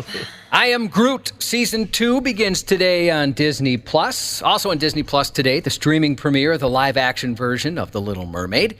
And on Netflix, narrated by Tom Hardy, best known for his roles in movies such as Batman, Venom, Inception, and Mad Max Fury Road, the nature docuseries Predators is now streaming. Experience life through the eyes of cheetahs, polar bears, and more of the planet's most powerful hunters as they fight against the odds to survive. Tyrese on The Walking Dead, Fred Johnson on Sci-Fi's The Expanse, and Clyden in The Orville. Chad Coleman, 49 today. Idris Elba, Stringer Bell on HBO's The Wire, 51. The actor known for all the sound effects he can do with his mouth in the Police Academy movies, Michael Winslow, 65, and comedian Jeff Foxworthy, 65 as well. Shout out to Wojak at Outdoor News and new Brotherhood member Flying High Jesus, and that's 93X News. Care 11's Randy Shaver. Got a fat badass and a bad attitude. On the Half-Assed Morning Show. Sends this one down the line and left, chasing it. Herrera, no catch. Oh, there's the call. It's made. Alvarez called out fan interference. I'm out here with my son. This is our first ever game. We just moved here to Houston literally in January, and I just wanted to make the moment special for him. I apologize to the Astro organization. Y'all gotta understand, when it's dropping down, it looked like it's coming directly to you. So I reached, and my body went for what I know. But we did have a wonderful moment. The reaction was shock, disgust, happiness, sweat, a little bit of lust, baby. You feel me? I was in there feeling kind of hurt, because my fingers still shaking a little bit. The ball way heavier with the gravity. I'm not gonna lie to you. Charlie Ray, we're gonna be on TV, baby. Truthfully, Houston loves me, and I love Houston, and they cannot stop me from supporting the Astros. So what happened was, I almost had to give them pop real quick on them, but they wasn't listening, so I showed some love, and they let me come back. They really were just trying to make sure that I wasn't hurt, and that making sure that we didn't go over the rails. So salute to the whole organization. Let me tell you something. Sunday Night Baseball on ESPN needs more of that. I love that guy. Needs a lot more of that guy. Randy Shaver, Brad Ryder, welcome back to the program. Good morning. Good morning. You guys got any stories from the long weekend? Stories from the long weekend? No, pretty quiet. Yeah, I don't think so. Pretty quiet here. Fair enough. Yeah. You didn't happen to catch that dude. I know we've had a couple. I think I saw this. Yeah. We have had a couple days off here. This was Sunday night baseball. The Astros were playing at home, I think, against the New York Yankees because, why wouldn't we? Why not? Why wouldn't we all want to collectively gather around the television and watch the Houston Astros and the New York Yankees, right? But this guy made the game worth watching. Foul ball. Well, no, not a foul ball. Ball goes in, lifted into the air to left field. And this guy reached into the field to play and interfered with an out that the Yankees were about to make. The Yankees player had settled under this fly ball to left field. He reached into the field to play, interfered. The Yankees were credited with an out. And this guy who interfered with the baseball was interviewed by ESPN, and the guy was a riot. An absolute riot. And I think I can't be alone here. My favorite comment was how he said that Houston loves him and he loves Houston. And I think in reference to the crowd maybe being a little mad at him for interfering with that baseball and giving the Yankees an out, he said, the crowd, cannot stop him from supporting the asteroids. Yep. I used to play that game as a kid. Oh, me too. That's a fun game. Definitely. This guy said a little bit of everything. He was hilarious. I also, if you watch the video, it's fun too because his body language when he realized what's happening and then, apologizing to the crowd with his body language, that was really funny too. Buster Olney, the reporter, goes up into the crowd. The guy puts his arm around Buster Olney immediately like they're old drinking buddies or something like that. And just goes on and on and on and on and on. It wasn't in the clip, but when he grabs his son to make a comment, his son's just like, yeah. And that's all he has to say. Oh, man. I also liked his comment where he said the ball is way heavier with the gravity. I never thought of it that way. I think he also added in a not gonna lie. So I'm glad he did not lie about the weight of the ball because of the gravity. That's good to know. No one can stop him from supporting the Houston Asteroids. Well, there you go, boys. Twins are looking pretty solid, huh? Yeah, I think they're in good shape. Is it over, Brad Ryder? I would say it probably is at this point. Yeah. The division race is over. Got a 7-game lead with 20-some to go. 22. 23 is what 23. I think I heard Dick Bramer say last night. I would say, that would take a monster. You'd have to that would be a go historic. Winless. That would be a historic collapse. Yeah, you'd have to almost go winless in the final 23. And it's not like the team chasing you is going to win 8 in a row.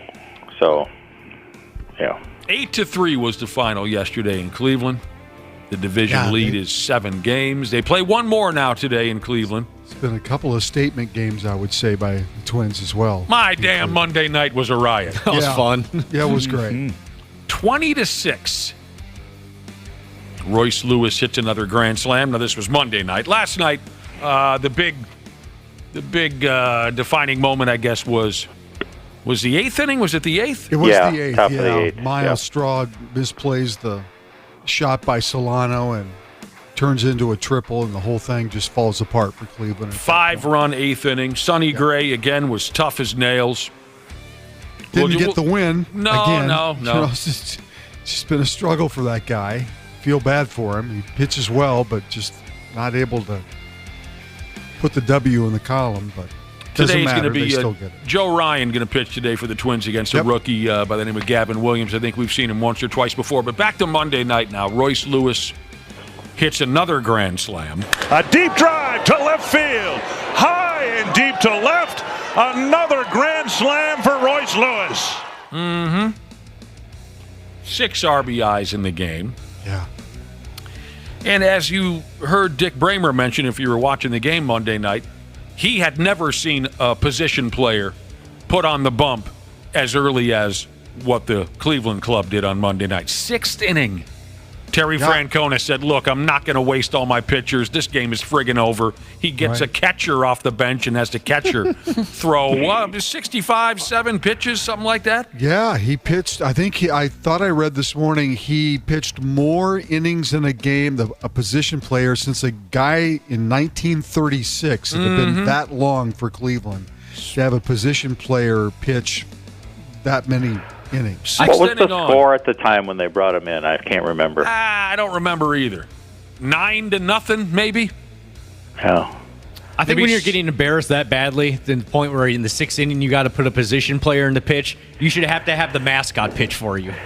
See, I think, and I've talked about this, I think that this is the reason why at some point you may see a run rule in baseball. Like, once you get to the 7th inning, if you're up by 10 or 12 or whatever they decide, I think this might be, you're seeing more and more of this. They'll stop the game, you mean? Yeah, I don't think they'll do that. They can't do that, Brad You're taking Well, statistics yes, they away can. from players. I don't know why can't they do it? Because folks pay good money for those seats. They don't want but to be if the game is 12, if the game's 13-0 in the 7th inning, everybody's going home anyway. Well, not everybody. Yeah, that's Not true. everybody. And you get some old-timey couple from and South then Dakota driving I'm into just town telling you all the way. What? I'm just telling you the Players Association is going to get involved at some point because you're going to have these position players coming into play and risking injury and all that. I'm not saying I don't agree with it. I think it's going to happen at some point. I'd be surprised. I would be shocked. You get like I said, you get a couple geezers from South Dakota. You know, it's their last summer on Earth, right? Oh, no. I'm following you. Took a terrible turn. Well, I'm just saying. They spend all that money on a hotel room and gas money for a trip to Target Field, and you throw them out in the 6th inning because it's 12-0? Yeah. They're going to beat you with their walkers. Brad's is heartless right now. No, that's the way the game is played that's the way the game's played at the younger and the amateur level. When it gets to be like that, the game's over because the game is over. Yeah, we know all this. Yeah. We know all this, Brad. I just don't see it happening at the big league level because then the beer vendor's going to say, "Well, hey, what about my money?" But, but the beer vendor's already been selling beer for 3 hours because it's 14-0. What? I said the beer vendor's already been selling beer for 3 hours because it's 14-0. We're our first day back at work in a while. Why do you want to start fights? Brad's kids move out of the house, and now he's just a heartless old man. Well, Nick killed a couple. Yeah, that's true. I didn't kill them yet. I said they were almost dead. You damned them. I don't know, right? The guys who run a bar, there's bars in these ballparks. They want to sell food and beer until the last bitter end. I wonder if, though, like compared to, I guess what it costs to keep them like up and running still, if it's worth it. Don't ask me to do arithmetic now. This is the wrong show for that. Yeah, we've proved that time and time again. Well, there you go. I don't know, Brad Ryder. But it sure is fun when you send in a position player. It always is. Even the Twins threw Willie Castro out there on Monday night. All right, you're not going to believe this, but it's true. I was just reading something or another on ESPN. And now they're all their baseball experts are making their postseason predictions now as we're wrapping up the season. And you might want to test this guy's urine right here. A writer by the name of David Schoenfield, I think I have the right guy, is predicting a Twins-Brewers World Series. Oh, that would be so fun. What? Mm-hmm. Now, they got all of these, 8, 10 of these baseball writers who follow it up and down. And, of course, a lot of them are saying the Braves and the Dodgers and who's running away with Seattle and Houston. Sure. Maybe even a couple of Tampa Bays. Sure. But one swinging D, this David Schoenfield, is going Twins-Brewers. Well, look, 1987 and 1991, a lot of people didn't think the Twins had shots in either of those, and they did. Mm-hmm. And if you look at what they had in those 2 World Series runs, they had a rotation of at least 3 guys who, over the course of those playoff series, you could rotate those 3 guys in to pitch. And the timing of that worked so well that you didn't have to go outside of those 3. The Twins have a core of 3 guys, for sure, that could be tough starters in postseason. And they've got a lineup right now that is, for the most part, healthy and playing great. And Kevin Garnett. I wouldn't put it past them. Here's the big difference, though, between those 2 things, is that back then, those 3 guys that you talk about that they rolled out, you gave them the ball for 7, 8 innings and turned it over to Jeff Reardon or turned it over to Rick Aguilera. That's not the way the game's played now. Those middle relievers we have still give me a little cause for concern in the postseason, I think. Well, I don't disagree with that, but I also think you've got 3 starters for the Twins who are very capable of going into the 7th. They are, but will they be allowed to? Oh, I think at that point they probably would be. We'll see. What about the playoffs, Brad Ryder? When it's 12-0, do we broom all those elderly people out onto the sidewalk there? They're on their last if breath. It's 12-0, yeah, but it won't be in the playoffs. It'll be 3-2 and 3-1, and he's got an oxygen tank. He drug it all the way from South Dakota to see a playoff game. I'm dying on that hill. I'm sorry. I'm cool with that. Well, now listeners are texting in saying, what about in the NFL? Do we shut her down when it's 42-0 in the third quarter, or do we play the rest of the ball game? Oh, it's different. It's more exciting. What's more exciting? I don't know, football. Hell no, football's not more exciting than baseball. I don't know. When it comes down to just getting one of the other teams just getting murdered, I'd say football's more exciting to watch that happen. If you'd have said 5 years ago they were going to put a pitch clock in baseball and they were going to have a ghost runner on second base, you'd have said there's no way that's going to happen. And it happened, and it improved the game a little bit, I think. You're right about that, but we're talking about closing. We're talking about shutting the lights off here, Brad. Yeah, that's different. It's different than making the bag bigger, and don't get cute with that, or whatever you said a minute ago. Right. I agree. But now, okay. Here we go with this Twins-Brewers World Series prediction. And the starting pitching for both clubs is a big reason, the main reason why this writer thinks there's a chance. He says, I know this is the ultimate long shot, he says. I know the Twins haven't won a playoff game in 55 years or whatever it's been. And he's calling it the Hot Chocolate World Series. And I guess he means because the weather will be chilly in both neighborhoods by the time And he does mention what Brad hinted at. The bullpens. He credits the starting pitching for both clubs, but he also says the bullpens are going to have to be great. Yep. And that's exactly why the point you just made, Brad, is why, because you don't see guys go 8-9 anymore. It's a different setup. Right. I would also say the Twins, their star players right now obviously lack postseason experience too, and that's can be a factor too. I don't think it's as much of a factor, but I think there's, you look at the team like the Atlanta Braves and all the postseasons they've been in the last 5 years. There's a lot of experience there. Would that be a beer party or what? Twins, Brewers, that'd be amazing. 7 games. Here's the other part of that too. It could get so cold that maybe all those games don't the Brewers have an indoor facility if they want they it? can put a lid on it. All those games could be played over there because the Twins may be snowed out. We don't care. I'd love to watch a World Series in 2 degrees. I'd be all over that. That'd be magical. Have it snow a little bit during a World Series game. That'd be like a gift from God. That has happened a few times. You've seen that a few times. Sure. In some colder climates. Yeah. Sure. You know, I haven't played the show in a while. I know, Randy, you do. Can you make it snow during the game? I don't know if you can or not, Like Josh. you can in Madden? I don't know. Have you ever done that, Nick? Choose the weather? I like playing in inclement weather almost every game. Yep, it's fun. You can tell that I've been sleeping in lately, and I'm not all there yet. I really thought you were asking Randy Shaver if he could make it snow. The government can. If he can make it rain, he can make it snow. So you're talking about in a video game? Yeah. Yes. Years ago, there was a football video game that I had where you could make it snowy or rainy. And Yeah, in Madden you can. I was wondering if you could do it in the show, like a baseball game. Baseball. I don't think you can. Well, there you go. That would be one massive. Well, I like that prediction. I think it's interesting. Who knows? I mean, when we get to that point, anything is possible. I mean, the Twins could completely collapse. They could. Well, they course. could win. Win their first series. Who knows? Nobody Let's get past the first round first. Yeah, of course. Now, that would be nowadays. Let's say it's a 7-game series. Well, I think the first one's a 3, right? At home.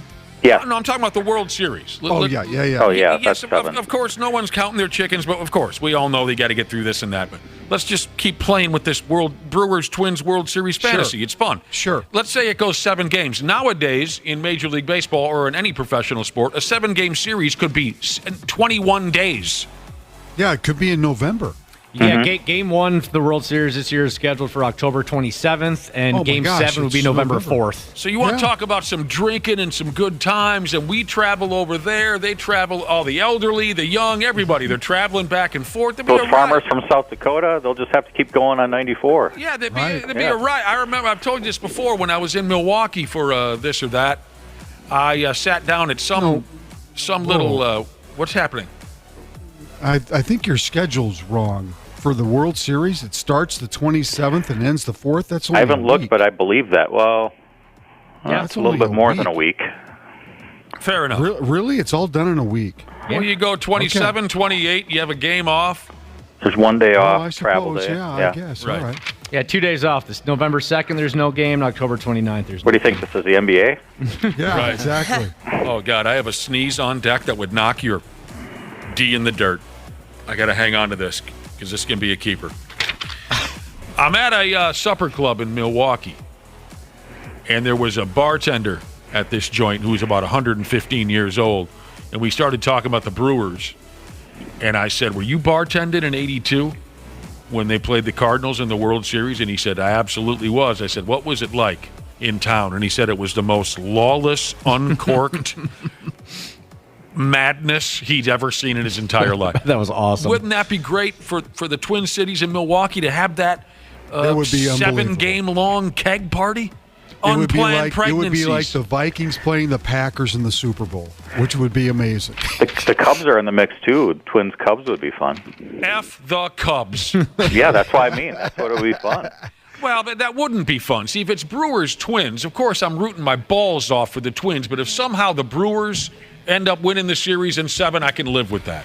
Yeah. I can't live with losing to the friggin' Cubs. What else is going on around here? We might as well talk about the bad news. Since we've been gone, Brad Maxwell passed away. He did on Sunday. At 66 years old, and we've been talking about Brad a little bit on the program, sharing some memories of the old 81 North Stars, the era of North Stars where Brad Maxwell was a member of the roster from 77 to, what was it, 85 or 6? I think he played here in 87. Okay. Yeah. Very sad that he passed away. Lung cancer got him. Yep. There was a GoFundMe page to help his family out. I hope they benefited from that. But, I don't know even where to go with this because we talked a lot about Brad in the prior weeks, and it's a sad situation, especially to go out. For those who aren't familiar as much with who Brad Maxwell was, there's Patrick Royce wrote a great article. I think it was yesterday, and a bunch of quotes from former teammates of Brad's, just kind of giving some perspective on who Brad Maxwell was and what he meant to the North Star franchise. And, he certainly, it went beyond playing the game with Brad, because Brad was also the alumni director in the Twin Cities for all the former players, and did a lot of work in getting those players together for certain events, and whether it was a golf event or the stadium series when they played the Blackhawks. And I mean, Brad was instrumental in keeping everybody together and informed about, events that they all could participate in. So it's a very sad time, and but how fortunate were we to be able to see Brad Maxwell play and be around him too. He used to play in my golf event, Nick. I didn't know Brad all that well because I started here in '83, so I was at the end of his career. So I really honestly didn't know Brad all that well. I got to know him a lot more when he would come to my golf event, and just sitting in the golf cart talking about, it was a history lesson for me to hear him talk about those days, what it was like to play in the NHL, and just the characters that were a part of the game. It was just, and the stories. So different than it is today. It's just so different. Just the mentality of the athlete is just different. And it was just so much fun to get to know him. And I just feel terrible for his family and his friends. We've lost somebody pretty special. So. Hey, Wample, did I not end up sending you that video? Did something go wrong? Did I send you a video? Yeah, you sent me a video, but you said post it to the website. Oh. Yep. So that's up on the website. Oh, can someone fire that up and play the audio? Here's what happened. Okay, I should have been more clear on this. I sent Wapple a video over the weekend because I knew we were going to talk about Brad Maxwell. It's a highlight. You know how I love this turn back the clock NHL stuff. And, of course, in tribute to Brad Maxwell, it's a highlight of the 81 North Stars in a home playoff game that year against Calgary, who they beat in the conference final. It's Game 4 at Met Center. I thought it would be fun for younger folks who didn't know that era of hockey around here, and for older folks to remember how it used to be. So if someone could drag it up, that'd be okay. Hang on, thank you, Cubby. It's a lot of Bobby Smith because he was such a stone cold effing pimp out there. In this audio, there's a goal he scored off the face-off. So I'm excited to play the audio for you, but also check out the video on our website. Bobby Smith scores a goal off the faceoff where he undresses the Flames centerman and then the goalie before anyone knew what the F hit him. Dino Ciccarelli's dancing on his tippy toes after scoring. He got a hat trick in the hockey game. You'll hear Neil Broughton, Gordie Roberts, Steve Kristoff, Tom McCarthy. It's beautiful. Here's the audio. You're going to see Bobby Smith avoid a check here by Phil Russell. This sets it all up. See, because Bobby Smith's able to wind up and blast, save, rebound, and that's the guy you don't want to score in this rink. And the Flames organize their attack again. Kevin LaValle going back to the net, feeding it out front. Here's a chance, a shot, they score! Moving in from the point, and up by Broughton. Broughton was looking for Kristoff, who was positioned in front of the net. He had difficulty controlling it. Now it's Roberts. Back to Broughton, moving in over to Kristoff. He scores! By the way, Chico, congratulations on your new 4-year contract, just inked yesterday. Here's a chance for Minnesota, they score! Minnesota, 17-25 left in this second period. Now here's Bobby Smith trying to go for the goal. The puck rolls loose, picked up and deflected, they score! Over to the other side, ahead to Bobby Smith. A 3-on-2 break for Minnesota to McCarthy. McCarthy makes a nice move in front of the net, they score! That's 3 for Ciccarelli. Looks like the hat trick for Dino Ciccarelli. Those are beautiful days. Yes, check that video out. You're not going to believe the goal that Bobby Smith scores off the faceoff. Somebody turn that on their computer and tell me when you see it. And you're going to say you've never seen that before. He just weep between the centerman's legs, right, on the faceoff. The centerman doesn't know what the hell's going on, and Smith does like a weepity dip dip, and the goalie's like, "Who's it? Why? Oh God, it's in." It's unbelievable. God rest the soul of Brad Maxwell, and thanks for humoring me on all that old North Star stuff because I love hearing about it, talking about it. The Vikings begin their football season on Sunday. They do. Rumor has it, yeah. The NFL season actually kicks off tomorrow night. The Lions and the Chiefs. Yeah, in Kansas City. Yeah. Did And your buddy Kelsey may not play tomorrow night. Who, Travis Kelsey? Yeah, he hyperextended his leg. And yeah. That's going to hurt 25 of your 33 fantasy football teams. It's brutal, dude. It's brutal. I got to pick up a tight end before tomorrow. Don't care. Brutal. We'll find out today. He's gonna test it today. I may call the Chiefs organization to see what the status is to see if they play. Say, look, you don't know what you're dealing with here. Did you hear Get that guy on the field? I just spent a month drafting fantasy football team. Put his butt on the field. Did you catch the news that our old partner Kyle Rudolph is calling it a career? Good for him. Done playing football after 12 Good for years. him. There you go. And apparently the Vikings are going to honor him before their Week 3 game against the Los Angeles Chargers over there at the new Metrodome. That's great. I think that's great.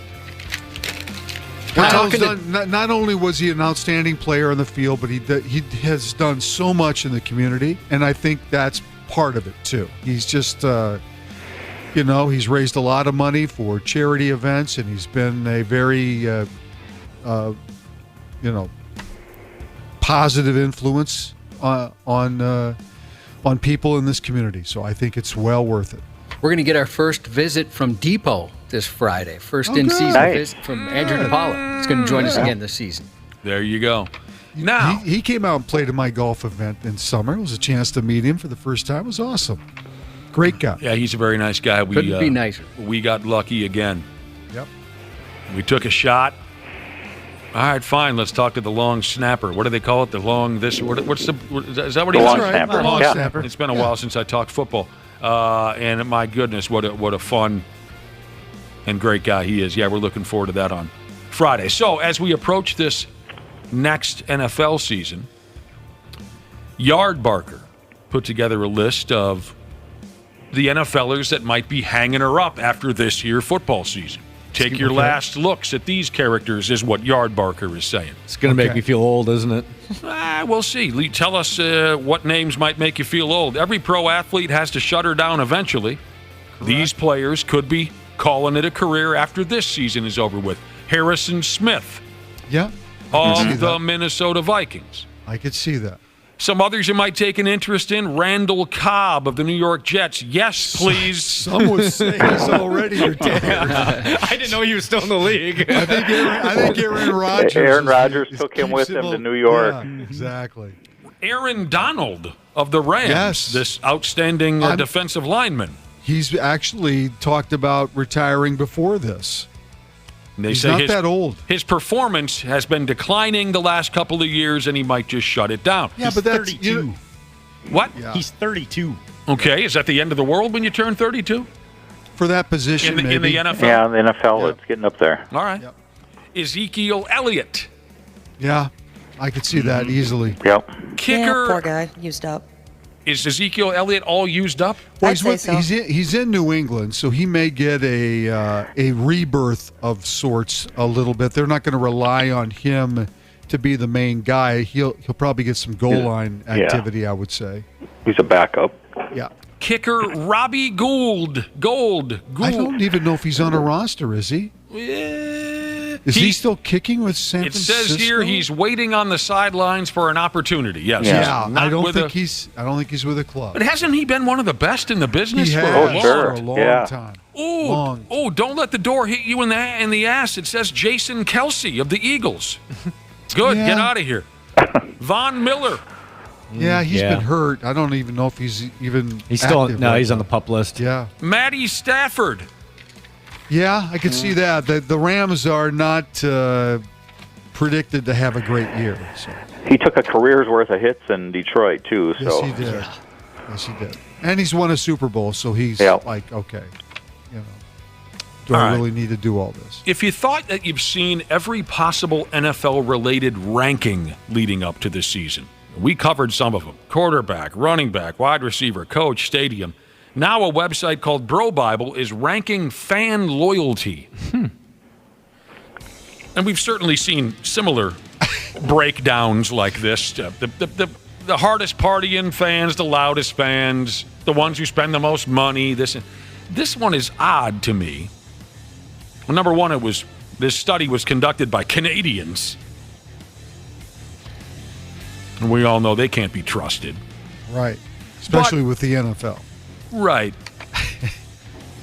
But in this case, I don't know how you measure loyalty. Here's the way they broke it down, and I don't even really understand it. They measured this by looking at the volume behind more than 500 related keywords to NFL teams over the last 3 years. Okay. So social media, is that what they mean there? Yes. Okay. And they take into consideration merchandise sales. Sure. Individual players. I don't know what that means. I'm assuming great performances by individual. I don't know. Stadiums, the price of tickets. That's how they determine, I guess, the most dedicated, consistent fans, or ones that are bored silly. So here is supposedly the list of NFL fan bases ranked from best to worst in terms of loyalty. Again, I don't fully understand what I'm telling you. But number one, they hand to the Cincinnati Bengals, saying that keywords involving the Bengals saw an average rise of 80% in volume year after year in the last 3 years. Well, if you're talking the last 3 years, they've had a lot of success with Joe Burrow the last 3 years. So I can see that. Prior to that, probably not. But prior to Joe Burrow. The top 10 would be number 10, the Detroit Lions. Yeah. Number 9, the New York Jets. Number 8, the New York Giants. Number 7, the Minnesota Vikings. 6, Kansas City. 5, Jacksonville. 4, Buffalo. 3, San Francisco. 2, Philadelphia. And as I mentioned already, number 1, Cincinnati. All the way down. Wait a second. Where are the Packers in that? All the way down at number 22. According to this Canadian sports betting website who put together this research, the Packer fans are only the 22nd most loyal.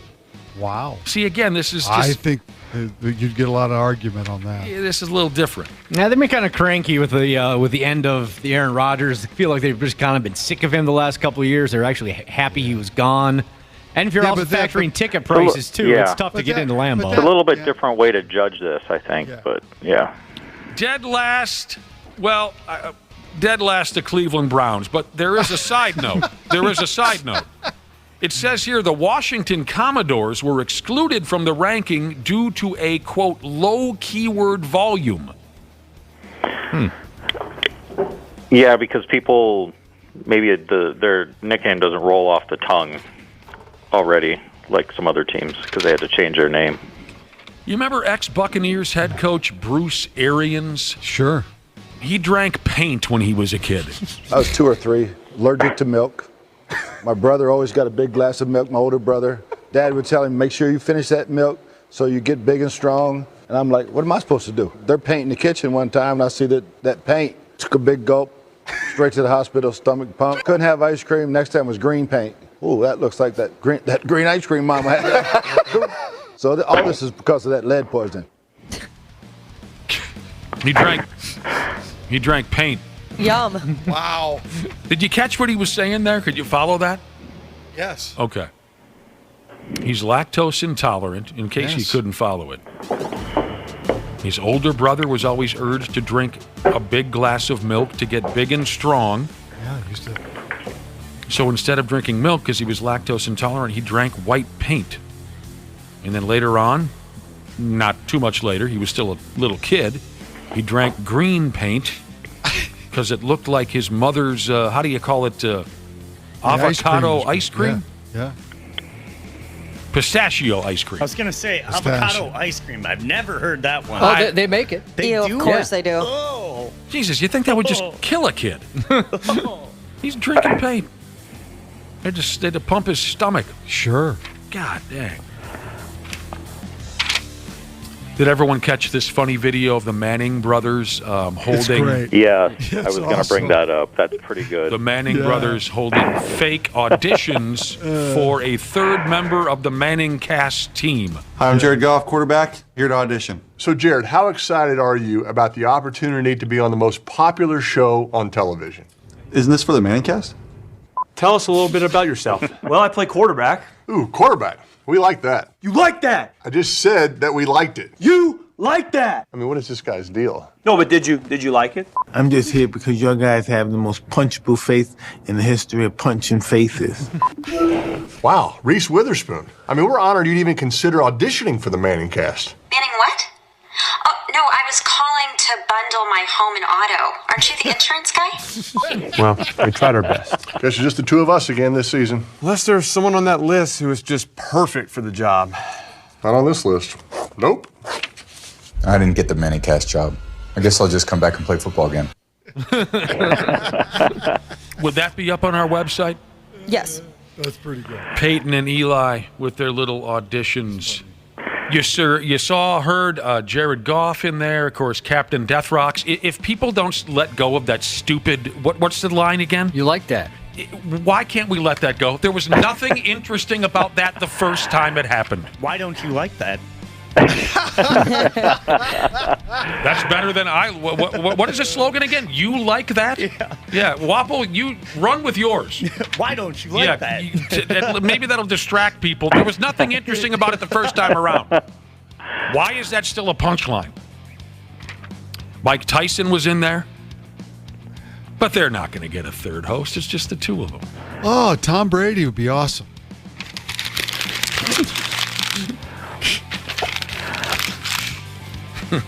Come on, Tom Brady. Everybody just leaves him hanging. Yeah. I looked at Nick and I was like, all right, I'm just going to let that one go. I am They are so good though on that. They're hilarious. It's just, and then the guests that they have, the way they weave the guests in. I know it's a spoof that they were looking for a third host, but those two, it should just be those two.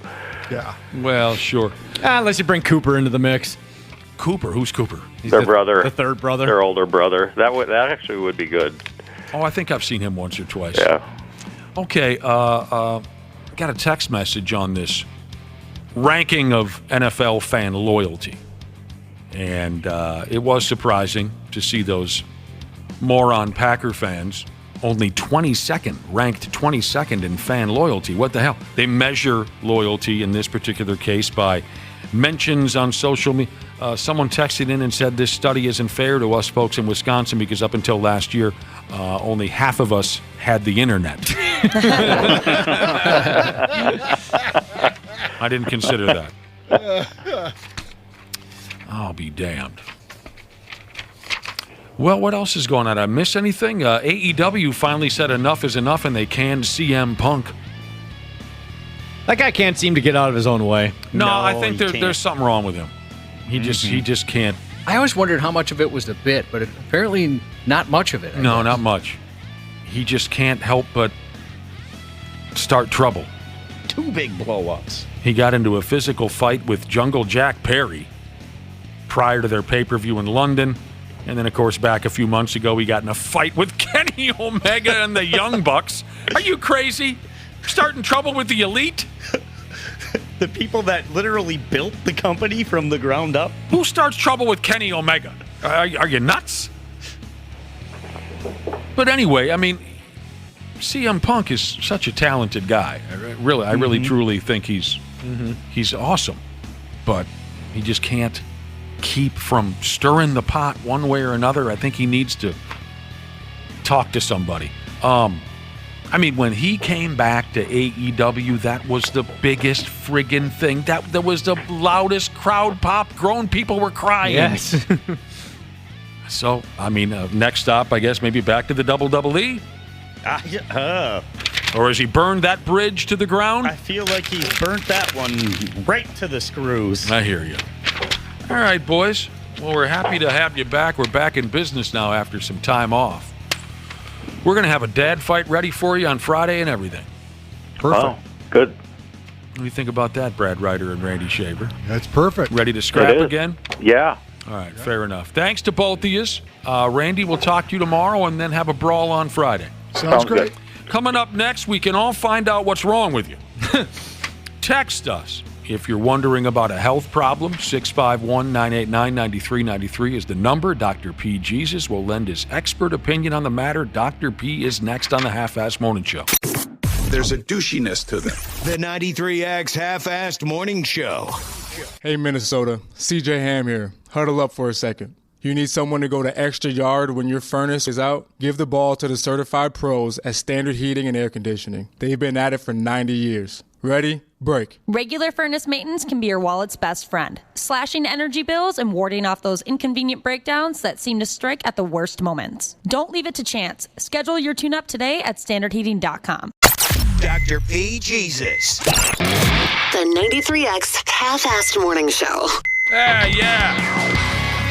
Here we go. It's 8:23 on the Half-Assed Morning Show, and our in-studio guest is Dr. James Parnell, more infamously known as Dr. P. Jesus. If you're wondering about an ache or a pain or swelling or drainage, text us, 651-989-9393. Dr. P will try to straighten things out. Hello, James. Hey, good to be here, folks. How have you been, man? Again. Doing all right. Yeah, it's good. It's good to see you. Good to have you in studio. Always good to be here. Did you have a great Labor Day?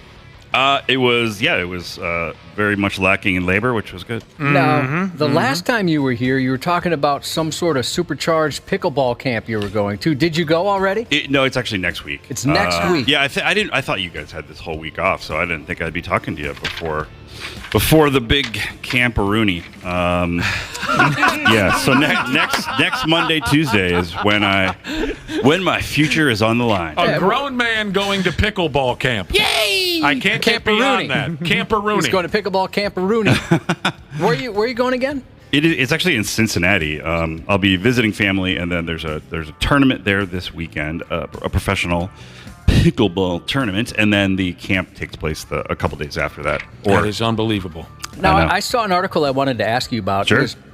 Regarding almost a shortage of orthopedic surgeons because of pickleball injuries. More and more people are coming in with it, and they need treatment. Have you heard something like this? You heard something about a shortage of surgeons because it's so common? Yeah, they don't have enough staff to keep up with them. So I don't know how accurate it was. I wanted to ask you about it. It's a good question.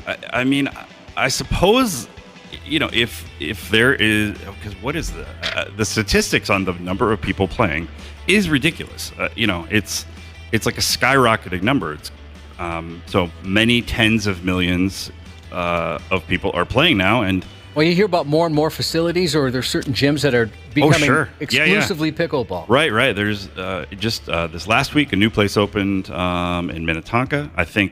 I believe the old Dick's Sporting Goods supposedly is being turned into a facility. You mean in Ridgedale? I think that's the new one, right? So the one, near Ridgedale. Yeah, near Ridgedale, off of Hopkins Crossroads. That got turned into a pickleball farm? That could be hearsay, but I believe that's true. So there are so many more people.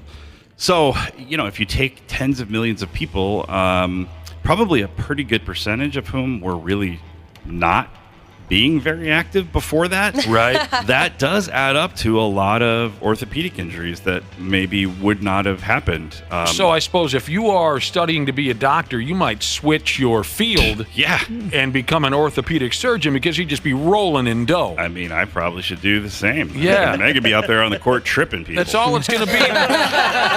Here's my card. Yeah, right. Smash. Here's my card. It's just tattoo removal and pickleball injuries. Exactly. That's where the money is these days. Well, I'm glad you said tattoo. That leads to this first text, and I don't think we've ever had this before. This is from Tatted Mama Jesus. So, Dr. P still single? Maybe? Perhaps? Asking for a friend, she says. Oh, wow. That is the word on the street that he is, yes. He's still single, you're saying? He is still single, yeah. He doesn't usually talk about it, though. So. Singarooski. He doesn't usually like to talk about it. No. Exactly. He likes to talk in third person. He does like to do that. Well, sorry, I'm in a mood, I guess. I love it. That's good. Hey, it's our first day back. Yes. The number is 651-989-9393 if you have a question for the doctor. Here's one that just showed up by Dan, and I find it kind of interesting. Earlier this summer, a listener says, I got pummeled by mosquitoes. The itch is gone, but the red marks remain. What gives? That's interesting. Scars? I wonder. Yeah, so the red marks remain. So they are still, if they're red, that would tend to mean they're still inflamed a bit. I mean, I have personally experienced, like, if you go up to northern Minnesota, it is like a different breed of insect, I think, right? I mean, they can get you through a sweatshirt. So there may be just a certain kind of irritant that comes from some of those mosquitoes. I mean, I don't think it's a sign of any of the diseases we worry about associated with mosquitoes. You know, right. I mean, there are various viral things. So it would doesn't mention anything about feeling sick or anything, just that the marks remain. Yeah. Does it say who it's from, out of curiosity? I don't know, Josh. I could... oh, yeah, no, yeah, here it is. Show me your pooper Jesus. That's who that's from. Maybe we should talk about that part more. But no, usually if you're dealing with any kind of irritant reaction, which is people generally are not allergic to mosquitoes, they just get irritated by the bite. Using stuff like taking Benadryl by mouth, or to using topical Benadryl, or a topical 1% hydrocortisone, which is an anti-inflammatory, using that on the spots, and they should just resolve. I would think if you have perpetual bumps from those bites that are going on and on and on, there might be something else happening. So it's a good idea to get in and have somebody take a look. Did you hear that? Show me your pooper, Jesus. You know, I'm a lucky sumbitch. I don't know if it's because my skin just oozes cold cuts, chewing tobacco, and light beer, but I haven't had a mosquito bother me in 2 years. They are obsessed with me. I think people in the summer that should just hang out with me if they don't want mosquitoes to bother them, because they will come to me. You're like a human bug zapper? Yep, I've been told, Dr. P, I don't know if this has any truth behind it, but I was told it has to do with my blood type. I think we did talk about this at one point. I looked that up. I couldn't find any evidence of that, but, who knows? It does seem like some people clearly are a tasty treat for mosquitoes and other people aren't. I taste good, I guess. Okay. I'm going to go with that. There you go. Marauder Guy Jesus, related to this, with an insect here. I got stung by a bee yesterday. I think the stinger is still in my back. I can't reach it. Do I need to worry about leaving it in? There's a bump about $50 in size. Oh. Let's see. Have them come down to the studio. We'll take care of that. We'll help 'em out. Yeah, I mean, you would want to... I think they usually fall out pretty easily. Because I think you can... You don't necessarily need to be pulling on it. I think if you can just sort of... you don't want to push it in further, but I'm picturing taking like a yardstick and just kind of like scratching from side to side, try to get that thing to fall out. But yeah, it would be like a sliver from something. If it stays under the skin, it's just going to get real irritated and possibly infected. Oh, so have a trusted friend take it out? I would, yeah. Should they replace it with something else? Probably not. Just leave it out. This gentleman says, when I pee, it's normal, but right at the end, there is a slight burn. Not sure if I'm laying too much pipe or if it's something else. So he's a pipe fitter? I guess. Yeah. Okay. Maybe you're pushing too hard. Yeah. Pretty much anytime you have burning, you got to wonder about our good friend chlamydia or gonorrhea. Gonorrhea tends to be much more of a problem and much more obvious just with purulent discharge. So even if it's just at the end, that's a concern? Yeah, it could be. It absolutely could be. Okay. So if there's any risk factors for it, which basically means having sex unprotected with people you don't know if they could have it, it's a good idea to get checked. For men, it's always, the prostate's always on the list of any kind of just odd urinary symptoms. Just a little bit of prostatitis, depends on his age. And that would be something to discuss too, because it would be treated with antibiotics typically. So those would be the main things. You wouldn't, I'm not sure there's any time it should really be normal for you to have burning like that. I don't know. Try wrapping it on the toilet seat a couple of times. Make sure there's nothing stuck in there. Yeah. Yeah. If it literally is local irritation from, I guess, vigorous sexual activity, that could resolve, in a couple days, just from friction irritation, but yeah. You ever do a mic check like that, Cubby? Just kind of... No. I don't have the size. Wow. Yeah. Just knock it on the end. Just kind of make sure everything's out of there. Dr. P. Jesus is in studio with us, helping our listeners out with their health concerns. The number again is 651-989-9393. Dr. P., what do you know about treatment of anxiety? Good question. Is this something that you have experience in? Sure, absolutely. Okay. Truly, anxiety is such a more common thing than probably anyone realizes, and people with anxiety, I think they don't necessarily realize that their symptoms are anxiety, and that's something that I have just seen so much over the years. If you're someone that worries about things constantly and has fear of being in front of people or being around people or whatever you're anxious about, you kind of just assume everyone else is like that. And plenty of people are, but not everyone is. So it's the prevalence of anxiety is incredible. And I do think probably our modern society, where we are constantly on call with our phone, with our work, with our family, driving a car that's got a lot of stuff going on busy roads. It's just such a common problem. How many of us would say that they're anxious people? I definitely am. Yeah. Dana, so. Ashley, Josh? Uh-huh. I've been to the hospital. I was actually worried you'd ask me this question. Right, I'm terribly anxious I've been to the about it. hospital for what I thought was something seriously wrong with me, and it ended up being a panic attack. But Dr. P... Did you think you were having a heart attack? Yeah, I definitely thought I was having a heart attack. Yeah. I know a person who was taken by ambulance to the hospital thinking they were having a heart attack, and it was anxiety. It is so embarrassing, but Dr. P, you do make a really good point about how you think everyone else feels that way, because the time that I did end up in the hospital, they gave me some anxiety medication. It was the first time I ever had something like that strong. And I remember asking the nurse, I was like, is this what it feels like to be normal? Yeah. And she was like, well, you're a little high, but yeah, basically. You're a little high. That's awesome. Yeah, that's pretty profound. Like this all the time. Here's why I asked about anxiety, because a listener by the name of Six Rocks Sheezes texted in, and she said she takes Effexor for anxiety, but still she has anxiety attacks all day. Could there be more of a problem than having a severe panic disorder? Help, please. Yeah, the problem with anxiety is that there's no blood test for it. There are questionnaires that can be filled out, and often, most of us who go to the doctor these days, you're often given a questionnaire to screen for depression, and then another one that screens for anxiety, and it's just part of the routine rooming process in primary care now. And it's really it recognizes the fact that these things are so common but not recognized, and people are untreated. So there are a lot of ways to treat anxiety. Again, one thing is just recognizing it. Mm-hmm. People with anxiety often really do benefit from some sort of counseling. So it doesn't mean you're doing Freudian analysis where they're going to explore the root cause of your anxiety related to your mother's, lack of love or something, whatever.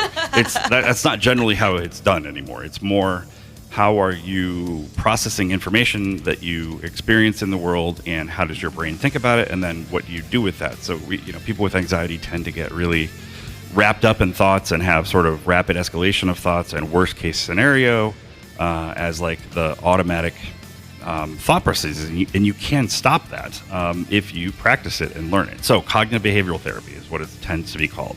But there's medications. She is on Effexor, which is a pretty common antidepressant, anti-anxiety medicine. But in general, the antidepressants are also used for anxiety. It's not an absolute true rule, but most of them do have a benefit for both. Usually people wouldn't probably start on Effexor, so I would guess that she may have already been on something else and it wasn't doing the job. Right. Okay. But so there's, primary care, we treat people with lots of different antidepressant and anxiety medicines. If it's really a pervasive problem that's not responding, that's when a psychiatrist can be very helpful, because there's a bit of an art to helping with those medications. That's very helpful Yeah, so very helpful advice. There are lots of things that can be done. I even just heard from State Fair Sheezes here on the text machine. Haven't heard from her in a long time, but she simply says, I run completely off of anxiety, laughter, and iced coffee. She's so cute. That's funny. But yeah, recognize it and asking for help is, I'd say, the biggest thing. And realizing you don't have to feel that way. Mm-hmm. I feel like I've had that conversation, thousands of times with patients where it's really helping them realize you don't need to live your life like this. We can really try to help you feel better and not feel stressed and enjoy things more. Great. Now, I don't know if this is from a guy or a gal. They don't say. Good morning, Dr. P. Good start. So I've had my menstrual cycle for the second time in a month, and it's lasted almost a week and a half, going into 2 weeks now. Oh, heck no, I'm sorry, girl. Sorry. I'm 42 and pretty healthy. Is this something I should be worried about? 42. Okay, so 40. As women get into perimenopause and menopause, you can, the cycle can really get messed up. 42. Can this start that early? That's what I was going to say. 42 is fairly young. Probably the best predictor of when a woman will go through menopause is when her mom did, or maybe aunts or sisters, just close relatives, because it seems like just with age of puberty is similar. Age of menopause also tends to be kind of similar throughout a family. That does seem a little bit young, and so there's all sorts of different things that can be leading to that. And there's definitely lots of different interventions that can be used. The most common is the birth control pill, because it just sort of overrides and resets the menstrual cycle, and that can give women just a lot of relief of, not being a woman, I don't have to deal with the menstrual cycle, but having it twice a month and be unpredictable sounds pretty annoying. Yeah. So, getting it on a regular schedule is a good step. And then talking about the volume of it, is there a lot of pain and cramping with it? So how loud are they? Oh, how loud are cramps? So it needs to be talked through, and because could there be something else going on? Could there be something wrong with the uterus? Sure, but normally it's a functional problem related to the estrogen and progesterone levels just not being quite right to regulate the cycle. Sounds complicated. Yeah. It honestly is very complicated. So it doesn't sound like you're overly concerned. At 42, it's not as concerning to have more frequent periods than normal. To have no periods at that age, you do wonder what's going on. To have very heavy periods at that age, that's not good. I'd say if a woman gets to menopausal age and maybe hasn't had a period, or they've been very infrequent and then suddenly there is more bleeding, that's definitely concerning. So the algorithm to sort of think through dysfunctional uterine bleeding is what we would call this. Is complicated, and there's a lot of different paths that have to be thought about, and the evaluation often will, it involves a physical exam, obviously, but sometimes blood work, sometimes imaging tests to make sure there's nothing going on with the uterus or ovaries that's obvious. Yeah, it's not something where you need to run in to the emergency room, but being seen by your OBGYN or your primary care doc, it's a very common concern. Dr. P mentioned menopausal women. I know a few menopausal women. Oh, by damn, do they run hot. Yeah. Oh, you better have a storage freezer nearby. Boy, I've seen that before. Get the hot. sweating. Oh. Yeah. Big Bang Jesus said, I've lost 19 pounds in 3 weeks on keto. Is that safe? And he says, this is not a humble brag. Ha ha. 19 pounds on keto? In 3 weeks. What does keto mean? It basically means you're not consuming carbs at all. So you're, there's different versions of this. It used to be called the Atkins diet. People will argue about probably, well, I can't even imagine the number of texts that'll come in about this, but essentially by the term keto, it means you're putting your body on purpose into ketoacidosis, which is your body basically breaking down tissues and burning it. I have a friend who did that and smelled like creamed corn. Yeah. And if you Google it, it's like a thing. No, it is. To put it in perspective, if someone develops type 1 diabetes, it doesn't sound pleasant to smell like cream corn all day long. So if your pancreas stops making insulin, you can eat donuts and bread and pasta, and all of that's carbohydrates, but it can't get into your body's cells because you're not making insulin, and that's what allows us to use glucose. So those people will go into ketoacidosis, and often over a period of weeks or a month or two end up in the hospital because they literally are, it's like your body's on fire almost, and burning tissue. It doesn't sound like you're terribly in favor of this route. I think it's a pretty radical way to try to lose weight, especially rapidly. To do it to some degree, to cut back on carbs. I'm not an expert in this, but but cranking down 19 pounds in 3 weeks means you're doing something that your body's in an unstable state, and probably the most common issue with this is if you try to go back to eating a normal diet, your body tends to rebound and you just gain that weight right back. And that's the best. I love that. And you're running around town smelling like a food that almost everyone in their right mind pushes off of their plate. Right. Oh, I love cream corn. Right. I mean, they didn't have cream corn on a stick at the fair this year, did they? No. I wonder if they did deep fried cream corn. This person says they've done keto. The weight loss is common. The first week or two, it seems to be mostly water weight, and but it'll slow down. Yeah, it does, and it's so eating what you call a keto diet could be anything from literally putting yourself in ketoacidosis to just having a lot less carbs. And I think that's different from the paleo diet and all these different things. It's just classically the Atkins diet, you could crank out, lose 20, 30 pounds pretty quickly. A lot of it's water weight. A lot of it is just metabolic instability, and as soon as you go back to eating normal food, you tend to put it right back on, and it's like your body remembers where it was and says, "Okay, now we're not starving. Let's we liked it better here." You smell like cream corn and metabolic instability. Right. Dr. P. Jesus. The 93X Half-Assed Morning Show. Yes. We've got a few more minutes to spend with our in-studio guest, Dr. James Parnell. Thank you for texting in your questions. We're sorry we can't get to every damn last one of them. Who's hungry? Me. Who here could use a bite to eat? Yeah, I could go for some spaghetti or something. All right, Dr. P, what are the symptoms of a tapeworm? Oh, no. Okay. I've had bad GI problems lately, says a listener. Gastrointestinal, I think that stands for. What are the symptoms of a tapeworm, Ski? I think a tapeworm is actually not, it doesn't necessarily cause that many symptoms in humans. That's comforting. But it does, at least, we don't see it that often, but I remember when I was in high school, our biology teacher, now this maybe was an urban myth, but talked about there was a diet pill company that was putting tapeworm heads in candy, and that was the diet pill. And, basically the tapeworm kind of consumes energy, and it's living in your intestine, and they can get very long. So it's like having a little buddy kind of, eating some of the calories you took in. So people will lose weight unexpectedly. Okay. I love the character voice. Me too. Yeah. But I don't know whether that was true, but tapeworms can sort of live in or hibernate. They become possible. part of you. It swims around your body and eats up your dinner for you. It actually hangs out in your intestine, and it kind of latches on, and then it keeps growing segments.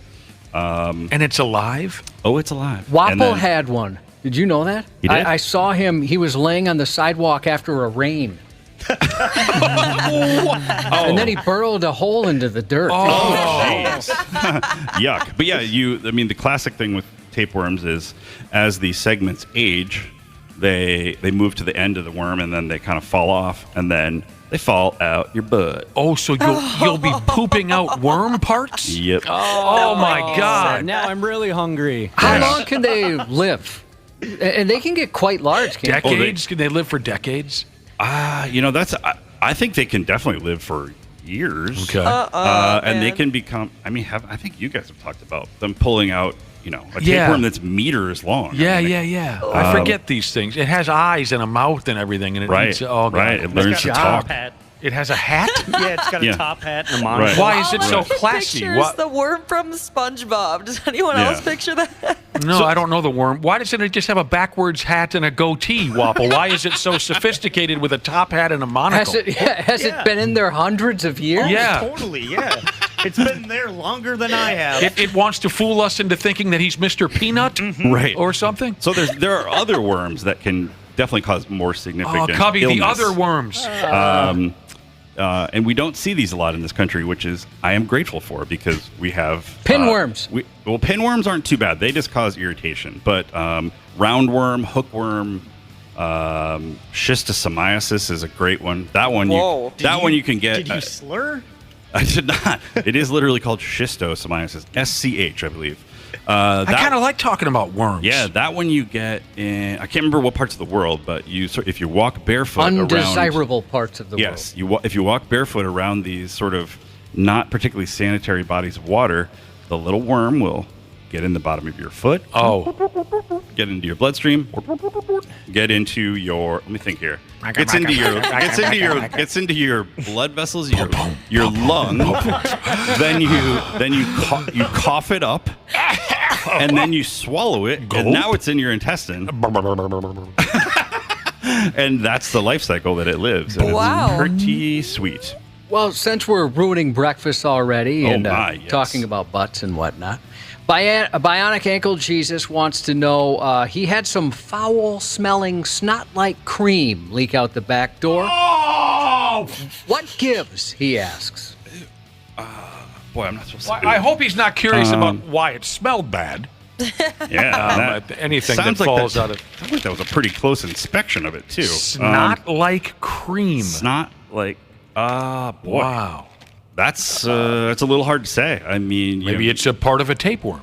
It could be, but usually if you think of, I guess I'm thinking it's more like pus, which usually means you have to have a pocket of infection, which doesn't normally happen down there. Humans don't have anal glands like cats and dogs do. We have them to some degree, but you don't hear about going to the doctor to get your anal glands expressed. Oh my gosh, could you imagine? But you can. Some people will end up with sort of an abscess or fistula around the anus. Especially if you have inflammatory bowel disease like Crohn's or ulcerative colitis, more Crohn's.